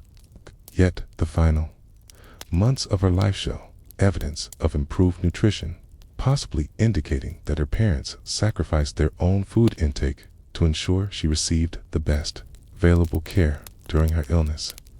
One of the most unusual discoveries at East Smithfield is Burial 167, which contains the remains of a woman whose professional identity can be determined with remarkable precision through the artifacts found with her remains. The collection of small iron and bronze instruments discovered arranged carefully around her body identifies her as a medical practitioner, possibly a midwife, healer, or even a female physician operating at the margins of official medical practice. The tools found with her include several small knives with worn handles indicating extensive use, bronze needles of various sizes suitable for surgical procedures, and small containers that once held medicinal preparations. Most telling of all, collection of small bones from various animals, many showing careful modification and polishing suggests she practiced the kind of bone setting and joint manipulation that characterized medieval orthopedic treatment. Chemical analysis of her hair and fingernails revealed elevated levels of mercury, arsenic, and other heavy metals commonly used in medieval medical preparations. This evidence not only confirms her professional identity, but also suggests that her own death may have been hastened by chronic exposure to the very substances she used to treat others.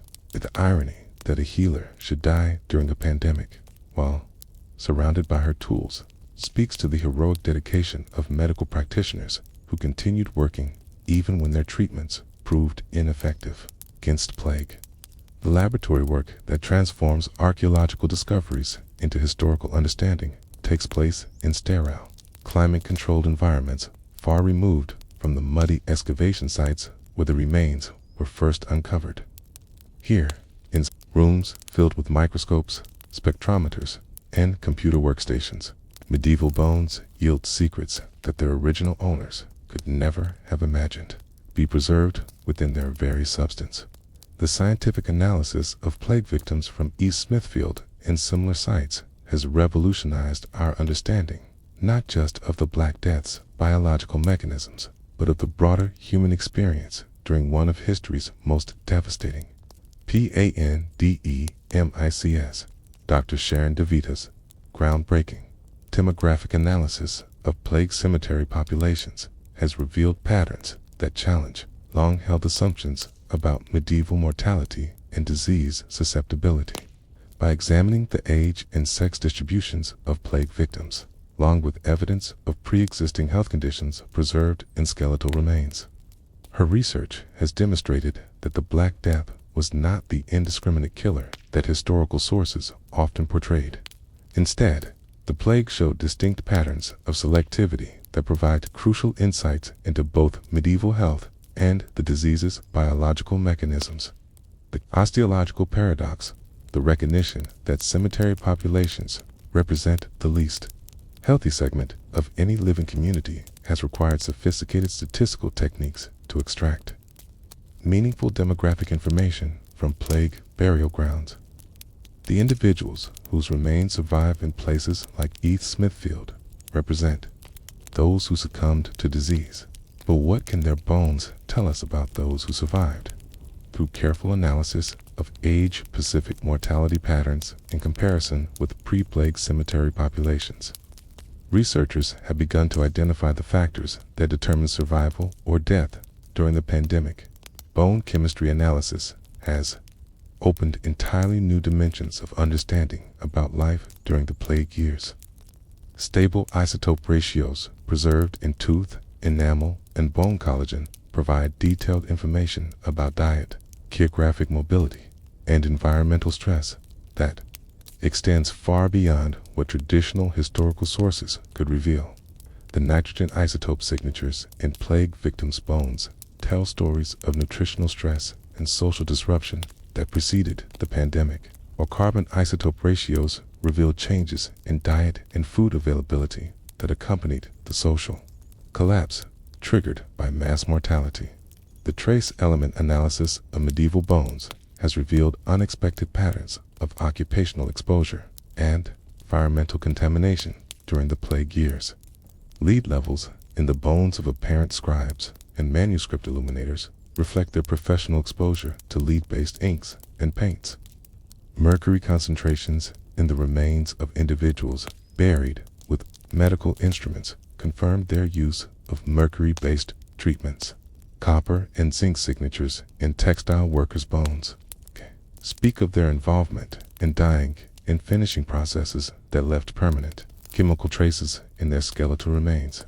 Perhaps most remarkably, the DNA extracted from medieval teeth has provided definitive confirmation of plague's bacterial cause, while revealing details about the pathogen's evolution and virulence that could never be determined from historical sources alone.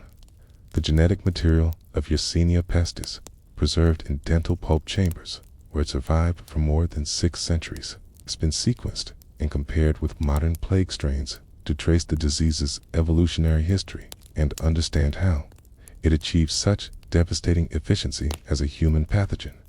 The preservation of ancient DNA in plague victims has also revealed information about the human immune system's response to pandemic disease. Genetic variants associated with resistance or susceptibility to infectious diseases can be identified in medieval remains, providing insights into how natural selection operated during periods of extreme mortality pressure. Some individuals buried in plague cemeteries carried genetic signatures suggesting they possessed immune system variants that might have provided protection against certain diseases, yet still succumbed to plague evidence of the pathogen's overwhelming virulence. Microscopic analysis of bone tissue has revealed evidence of physiological stress that preceded death by weeks or months. The formation of Harris lines horizontal bands of increased bone density that develop during periods of severe illness or nutritional stress provides a chronological record of hardship experienced during plague victims' final months of life. These stress markers appear with striking frequency in plague cemetery populations, suggesting that many victims suffered from underlying health problems that made them more vulnerable to the disease when exposure occurred. The study of dental pathology in plague victims has revealed patterns of childhood stress and adult health that illuminate broader social conditions during the medieval period. Enamel hypoplasias, horizontal grooves in tooth surfaces that develop during periods of severe illness or malnutrition in childhood appear in plague victims with frequencies that vary by apparent social status and geographic origin. These markers provide evidence of the cumulative health disadvantages that may have predetermined survival chances when plague arrived in medieval communities. Protein analysis techniques applied to medieval bones have identified evidence of specific diseases and physiological conditions that affected plague victims before their final illness. Collagen cross-linking patterns reveal evidence of diabetes, metabolic disorders, and chronic inflammatory conditions that would have compromised immune function. The presence of specific proteins associated with kidney disease, liver dysfunction, cardiovascular problems provides cardiovascular problems that made certain individuals more susceptible to fatal plague infection. The biomolecular archaeology of plague sites has also revealed information about the medieval environment and its role in disease transmission. Pollen preserved in burial sediments tell stories of agricultural collapse and environmental change that accompanied social disruption. Parasite eggs recovered from grave fill provide evidence of sanitation, breakdown, and increased disease pressure. Even the remains of insects found in burial contexts contribute to understanding of seasonal patterns of disease transmission and the ecological factors that influence plagues spread. Chemical analysis of burial textiles has revealed details about medieval manufacturing techniques, trade networks, and social customs that provide context for understanding plague's impact on economic and social systems. Dye analysis identifies the geographic origins of fabrics, revealing how long-distance trade networks continue to function even during pandemic conditions. Fiber analysis distinguishes between locally produced and imported textiles, providing evidence of how communities adapted their materials culture to respond to trade disruptions. The dating techniques applied to plague burials have achieved remarkable precision in establishing chronological sequences that allow researchers to track the diseases progress through medieval communities. Radiocarbon dating of individual bones has been refined to provide date ranges accurate to within decades, while stratigraphic analysis of cemetery layers can sometimes establish burial sequences accurate to within months. This temporal precision allows researchers to correlate archaeological evidence with historical accounts and understand how rapidly plague could devastate medieval communities.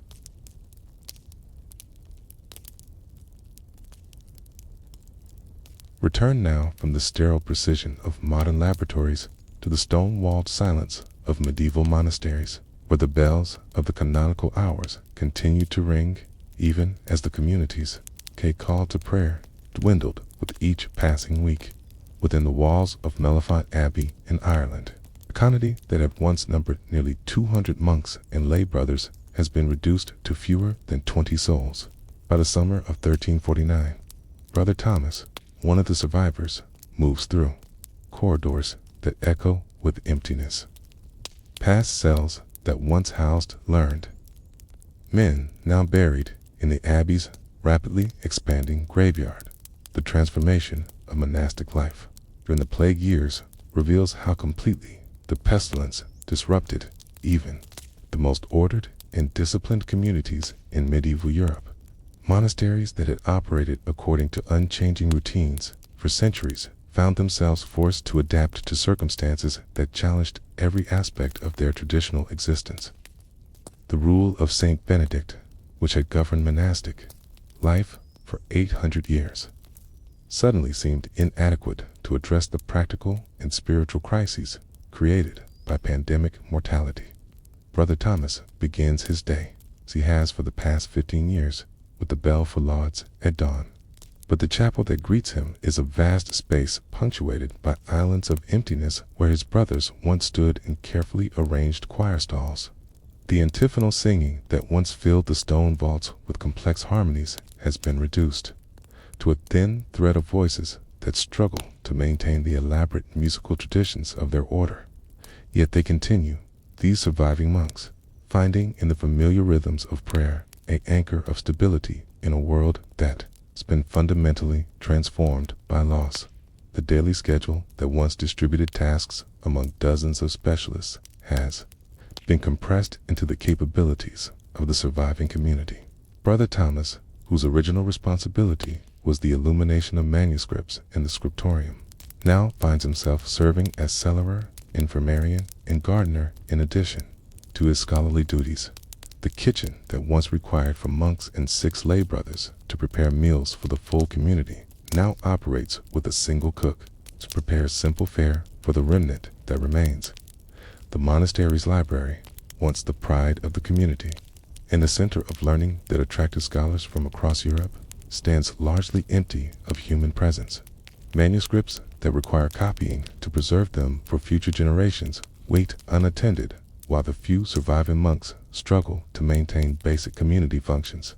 Brother Thomas spends what time he can in the scriptorium, but his work now focuses on creating practical documents letters to other monasteries seeking news of survival rates, inventories of property that must be managed with reduced manpower, and chronicles that record the devastating impact of the plague on his community. The economic foundation of the monastery has been shattered by the combination of reduced manpower and external social collapse. Fields that once supported the community through the labor of lay brothers now lie partially uncultivated, their care entrusted to local peasants who demand payment the monastery can ill afford. The wool production that once provided significant income has nearly ceased, as the sheep require more supervision than the depleted community can provide. Rents from properties that the monastery owns throughout the region arrive sporadically, if at all, as tenant farmers struggle with their own reduced populations and disrupted spiriculture. The spiritual life of the community has been forced to adapt to circumstances that test the theological frameworks developed during centuries of stable community life. How should prayers for the dead be offered when the dead outnumber the living? How can the community maintain its contemplative focus when survival requires constant practical activity? Brother Thomas finds himself grappling with questions that the great theologians of previous generations never needed to address, seeking guidance in scripture and patristic writings for situations that have no precedent in Christian tradition. The relationship between the surviving monks, the outside world, has been fundamentally altered by the plague's impact. Where once the monastery served as a center of spiritual guidance and practical assistance for the surrounding region, now the depleted community struggles to meet even its own needs. Pilgrims who once sought spiritual counsel and received generous hospitality find a community that can offer prayers but little else. The sick who once came to the monastery's infirmary seeking healing now often find that the monks themselves are struggling with illness and have little to offer beyond basic comfort. The daily routine of manual labor, essential to Benedictine spirituality, has taken on new urgency as necessary work competes with traditional religious observances. Brother Thomas finds himself rising before the traditional hour for vigils to tend to practical matters that cannot be delayed, then participating in abbreviated religious services that accommodate the community's reduced numbers and increased responsibilities. The balance between prayer and work that characterized traditional monastic life has been forced into new configurations by the realities of survival. The monastery's role as a center of hospitality has been complicated by the need to balance Christian charity with practical concerns about disease transmission. Travelers who seek shelter are welcomed, but with precautions that would have been unthinkable in earlier times. Guests are housed in buildings separate from the main community. Meals are served with careful attention to avoiding close contact, and the traditional practice of washing visitors' feet as an act of humble service has been modified to reduce the risk of contagion. The preservation of the monastery's intellectual heritage has become a race against time as the community lacks sufficient scribes to copy deteriorating manuscripts and maintain the library's collections. Brother Thomas spends hours each day assessing which texts are most in danger of being lost permanently and which should receive priority for copying. The decision-making process involves considerations that previous generations of monks never faced, whether to focus on preserving theological works, practical manuals that might help future communities survive similar crises, or historical chronicles that document the events they are living through. The recruitment of new members to the community has become virtually impossible as families are reluctant to send their sons to institutions that have been so devastated by plague. The normal flow of novices and lay brothers that once ensured the monastery's continuity has dried up, creating questions about the community's long-term viability. Brother Thomas and his surviving brothers face the possibility that they may be witnessing the end of a religious community that has existed for 3 centuries. Its demise caused not by theological disputes or political pressures, but by the simple mathematics of mortality. The financial management of the monastery has acquired skills that traditional monastic education never provided. Brother Thomas, acting as cellarer in addition to his other duties, must negotiate with creditors, manage reduced income streams, can make decisions about which properties to maintain and which to abandon. The monastery's traditional reliance on the wisdom of experienced administrators has been disrupted by the loss of institutional memory as senior monks succumbed to plague. As autumn deepens into the harsh winter of 1349, Brother Thomas finds himself confronting aspects of monastic life that no previous generation of monks had ever experienced. The refectory, once filled with the gentle sounds of communal dining, punctuated by readings from sacred texts, now echoes with the footsteps and whispered conversations of fewer than 15 souls. The long wooden tables that once seated 40 monks on each side now stretch largely empty, their polished surfaces reflecting the flickering light of oil lamps that seem inadequate to dispel the shadows that have settled over the community. The ritual of meals has been forced to adapt to the reduced numbers in ways that challenge fundamental assumptions about communal religious life. The traditional silence during dinner, broken only by the voice of a brother reading from the pulpit, has given way to a more flexible approach that allows for necessary communication about the day's essential tasks. Brother Thomas, serving as both reader and cellarer, finds himself transitioning between spiritual nourishment and practical coordination in ways that would have scandalized earlier generations of monks who maintained strict separation between different aspects of monastic observance. The food itself has been transformed by the practical limitations imposed by reduced manpower and disrupted supply chains. The elaborate feast days that once marked the liturgical calendar with special dishes prepared by skilled kitchen brothers have been simplified to basic sustenance that could be prepared by a single cook working with minimal assistance. Brother Thomas remembers the feast of Saint Benedict just 2 years ago, when the kitchen produced fresh bread, multiple courses of vegetables from the monastery's gardens, fish from their own ponds, and honey cakes sweetened with their own hives production. Now, the same feast day is marked with simple porridge, coarse bread, and whatever preserved foods remain from better times. The wine that accompanies meals tells its own story of adaptation and loss. The monastery's vineyard, once tended by brothers who had devoted decades to perfecting their viticultural skills, now produces wine that is serviceable but lacks the subtle character that once made their vintage sought after by noble houses throughout the region. Brother Thomas, who has assumed responsibility for the wine stores among his many other duties, finds himself rationing portions that were once generous in making decisions about which barrels to preserve for liturgical use and which to allocate for daily consumption. The seasonal preservation of food has become a critical skill that Brother Thomas has had to master through necessity rather than proper training. The smoking house that once operated under the supervision of an expert lay brother now relies on his imperfect understanding of timing and temperature.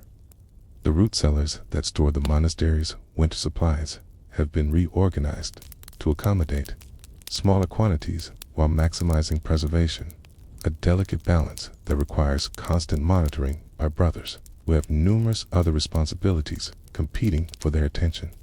The kitchen garden, once an elaborate collection of culinary and medicinal herbs tended by specialists who understood the precise needs of each plant, it's been simplified to focus on hardy vegetables that can survive with minimal care. Brother Thomas spends early morning hours before lauds, working in the garden, pulling weeds and harvesting vegetables that will supplement the day's meals.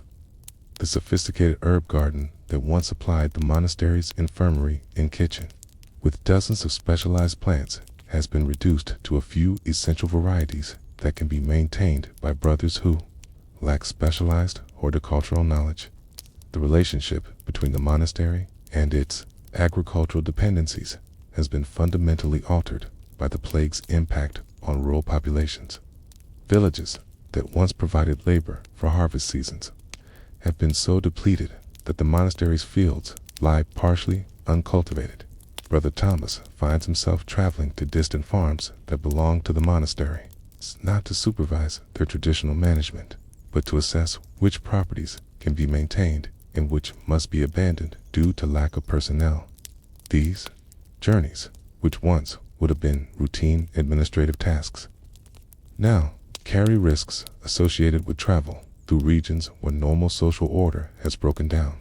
The preservation of the monastery's livestock has required skills that traditional monastic education never provided. Brother Thomas has learned through trial and error how to manage the dairy cows, tame the poultry, and care for the sheep that provide wool for the monastery's reduced textile production.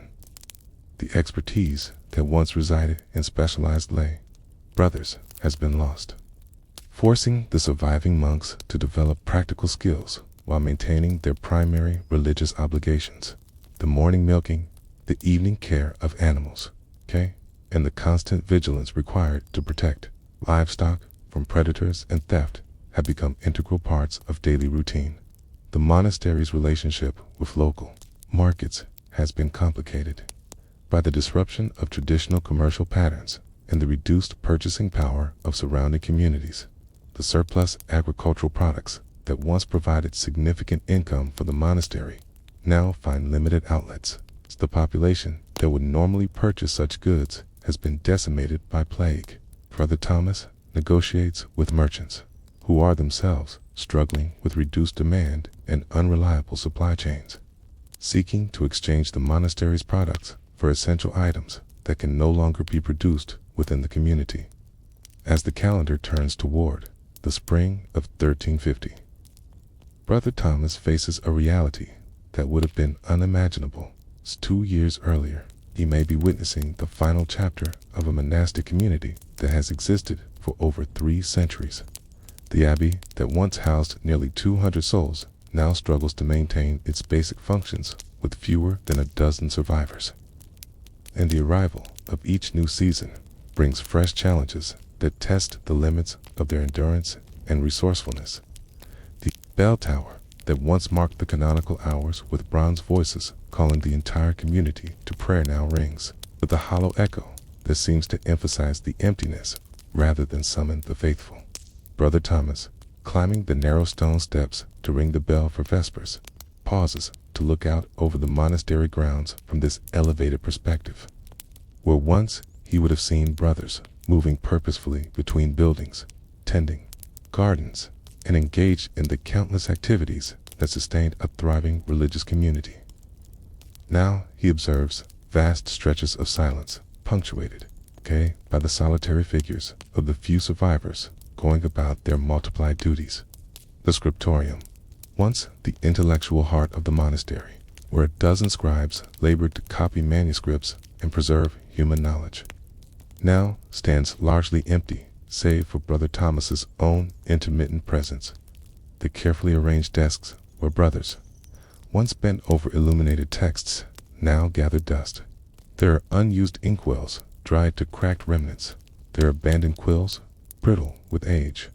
The few manuscripts that continue to receive attention are selected not for their theological importance or literary merit, but for their practical necessity, count books that must be maintained for the monastery's survival, correspondence with other religious houses, and the chronicle that Brother Thomas has begun keeping to record the extraordinary circumstances of these plague years.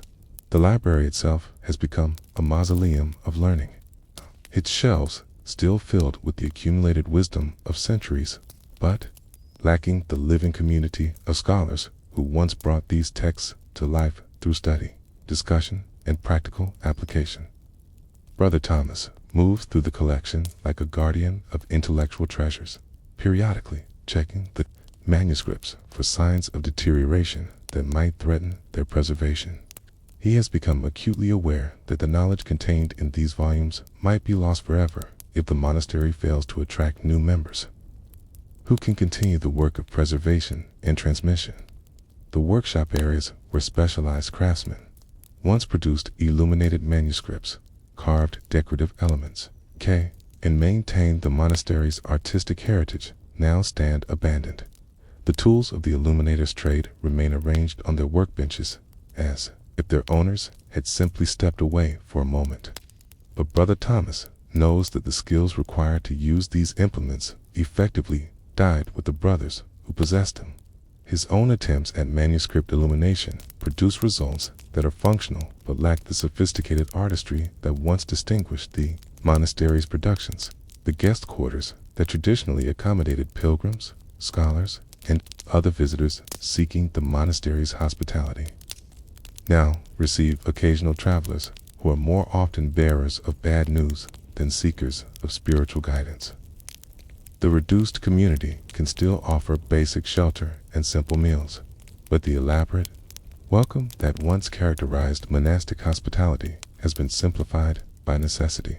Brother Thomas finds himself serving simultaneously as guest master, cook, and guide for visitors who arrive expecting the full resources of a thriving religious community and must be gently informed of the changed circumstances. The monastery's relationship with the outside world has been fundamentally altered by the loss of the specialized knowledge and skills that once made the community valuable to secular society.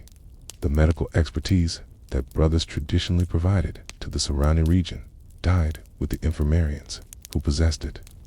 The legal and administrative skills that made monks valuable advisors to noble houses disappeared with the loss of brothers educated in canon law and civil administration. The agricultural innovations and land management techniques that the monastery once shared with local farmers are no longer available due to the loss of brothers who understood these practices. The financial situation of the monastery has reached a critical point where survival requires decisions that challenge fundamental principles of monastic life. Properties that have belonged to the community for generations may need to be sold to generate income necessary for basic maintenance and survival. The traditional vow of poverty, while still observed by individual monks, has taken on new meaning when applied to a community that genuinely lacks resources rather than simply rejecting worldly wealth. Brother Thomas finds himself negotiating with secular authorities about tax obligations and property rights, using knowledge acquired through necessity rather than proper training. The physical maintenance of the monastery buildings has become an overwhelming challenge that threatens the community's long-term viability. The stone walls that have sheltered religious life for centuries require constant attention to prevent deterioration. But the specialized masonry skills needed for proper repairs were possessed by lay brothers who succumbed to the plague. Brother Thomas attempts basic maintenance tasks, but he recognizes that his amateur efforts may actually cause more damage than leaving problems unaddressed. The beautiful stained glass windows that once filled the chapel with colored light now show cracks and gaps that let in rain and wind. But the resources needed for proper repairs exceed the community's capabilities. The agricultural operations that once provided the foundation for the monastery's economic independence have been reduced to basic subsistence farming managed by brothers who lack proper training in agricultural techniques. Fields that once produced surplus crops for trade now struggle to provide adequate food for the reduced community. Then, the sophisticated crop rotation systems that maintained soil fertility over generations have been simplified or abandoned due to lack of knowledge and manpower. Brother Thomas oversees planting and harvesting operations using principles he has gathered from fragmentary sources. Knowing that his inexperience may compromise future harvests, the monastery's intellectual mission, the preservation and transmission of knowledge through copying manuscripts, educating novices, and maintaining theological scholarship, has been reduced to Brother Thomas's solitary efforts to maintain basic literacy within the community. The complex theological discussions that once characterized community life have been simplified to essential religious observances. The teaching functions that once attracted students from throughout Europe have ceased entirely due to lack of qualified instructors. The intellectual heritage that took centuries to accumulate may be lost within a single generation if new scholars cannot be recruited and trained.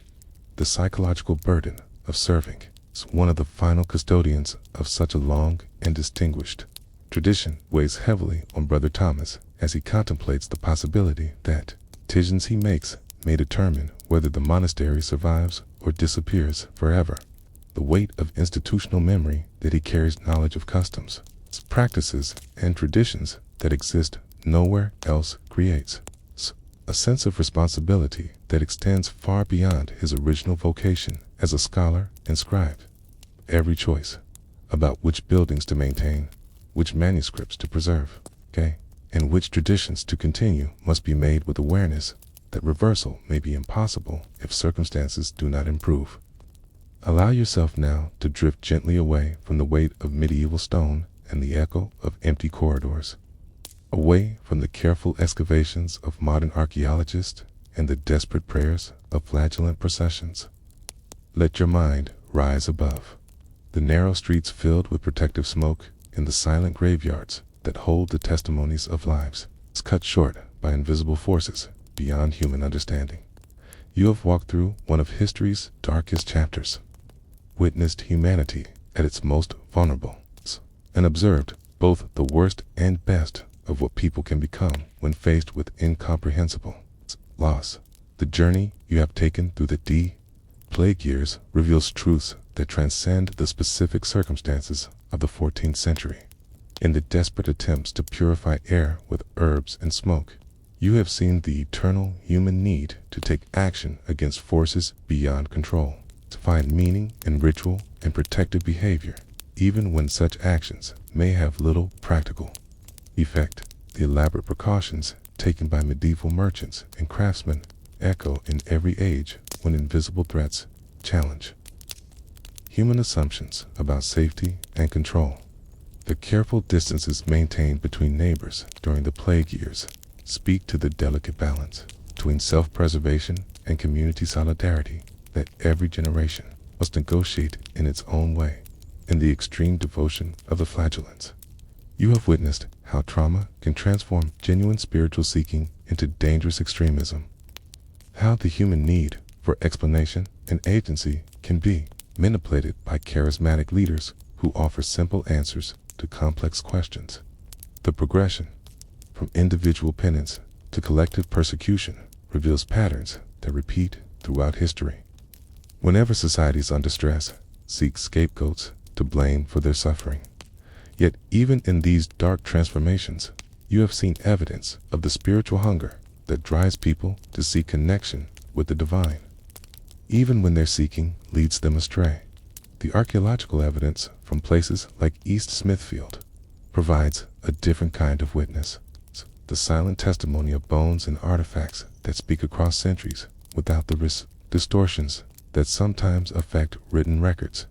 In the careful burial of children with their treasured toys, in the medical instruments interred with healers who died treating others, in the evidence of communities that maintained dignity and care even under impossible circumstances, you find confirmation that humanity's capacity for love and service persists even in the face of overwhelming catastrophe.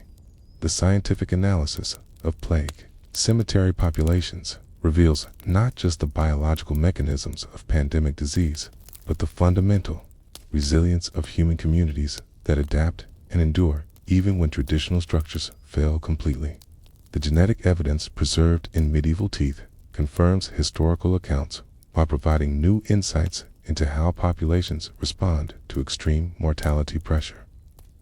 The isotope signatures in plague victims' bones tell stories of migration, social disruption, and environmental change that illuminate the broader context of pandemic experience beyond the immediate medical crisis. The transformation of monastic life during the plague years provides a window to how institutions adapt when their fundamental assumptions about stability and continuity are challenged by circumstances beyond their control. In Brother Thomas's struggle to preserve centuries of tradition with a handful of survivors, you see the universal human challenge of maintaining meaning and purpose when familiar structures collapse. This lonely vigil in empty corridors speaks to everyone who has ever faced the responsibility of carrying forward something precious in the face of seemingly insurmountable obstacles. The sensory details that have surrounded you throughout this journey, the constant presence of aromatic smoke, the careful spacing between people, the weight of protective amulets, the sound of bells that never seem to stop tolling, create an atmosphere that helps you understand how completely the plague transformed the medieval world. These details matter not just as historical facts, but as reminders that the people who lived through this crisis experienced it through their bodies and senses, just as you experience your own world. Their fear was felt in racing heartbeats. Their hope was carried in the scent of protective herbs. Their grief was expressed in voices, raised in prayer across carefully maintained distances. The economic disruptions you have witnessed, the collapse of trade networks, the abandonment of agricultural land, the transformation of local markets illustrate how pandemic disease affects every aspect of human society. It's not just individual health. The medieval economy's dependence on personal relationships and face-to-face transactions made it particularly vulnerable to a disease that spread through human contact. But the broader principle that public health and economic health are intimately connected transcends any particular historical period. The stories of individuals, whose lives you have glimpsed, the craftsman with his tools, the textile worker with her spindle, the foreign merchant with his collection of coins, the healer with her medical instruments, should remind you that statistics about mortality rates represent real people with personal histories, professional identities, and human relationships that death interrupted but cannot entirely erase. Each burial at East Smithfield represents someone who woke up on their final morning with plans and hopes and concerns that seemed important at the time. Someone whose absence was mourned by survivors who themselves faced an uncertain future. The religious responses to the plague, from the extreme penance of the flagellants to the quiet persistence of monks maintaining prayer schedules in empty monasteries, illustrate the diversity of ways that humans seek meaning and connection with the divine during times of crisis. Some found comfort in familiar rituals performed in traditional ways, while others felt called to dramatic new forms of spiritual expression. Some turned inward to contemplative prayer, while others sought community action and public demonstration of faith. These varied responses reflect the richness of human spiritual experience and the many paths that people find toward hope and healing. The transformation of daily life during the plague years, the elaborate food preparation rituals, the modified social customs, the adaptation of work practices to accommodate protective measures, humanity's remarkable capacity for adaptation. People found ways to maintain relationships, conduct business, educate children, and preserve culture even when traditional methods became impossible or dangerous. The ingenuity and persistence displayed in these adaptations provide evidence of human resilience that offers hope for facing any crisis as you return to your own time and place, carried by the rhythm of these words toward rest in sleep. Take with you the recognition that you are part of a human story that has survived plague, war, famine, and countless other challenges that once seemed insurmountable. The medieval people whose lives you have shared were not fundamentally different from you. They felt love and fear, hope and despair. They worried about their children and their futures. They found ways to laugh and celebrate even in dark times. Their ability to endure and eventually rebuild their world after the plague passed speaks to capacities that remain present in every generation. The quiet courage displayed by ordinary people during the plague years, the merchants who continued to trade despite risk, the physicians who treated patients despite inadequate knowledge, the parents who protected children despite their own fears, the monks who maintained prayer despite empty corridors remind you that heroism often consists not of dramatic gestures, but of persistent commitment to doing what seems right and necessary regardless of the cost. This kind of heroism is available to everyone and appears in every age when circumstances require it. Rest now in the knowledge that the human story contains both darkness and light, that people have always found ways to create meaning and beauty, even in the most difficult circumstances, and that the capacity for renewal and hope that allowed medieval Europe to recover from the Black Death remains available to face whatever challenges the future may bring. The bells that once tolled for plague victims now ring in celebration. The fields that once lay fallow now bloom with new growth. The communities that were scattered have regathered in new forms. The long night of the plague years ended, as all nights end, with the return of dawn and the persistence of human love that no catastrophe can permanently extinguish.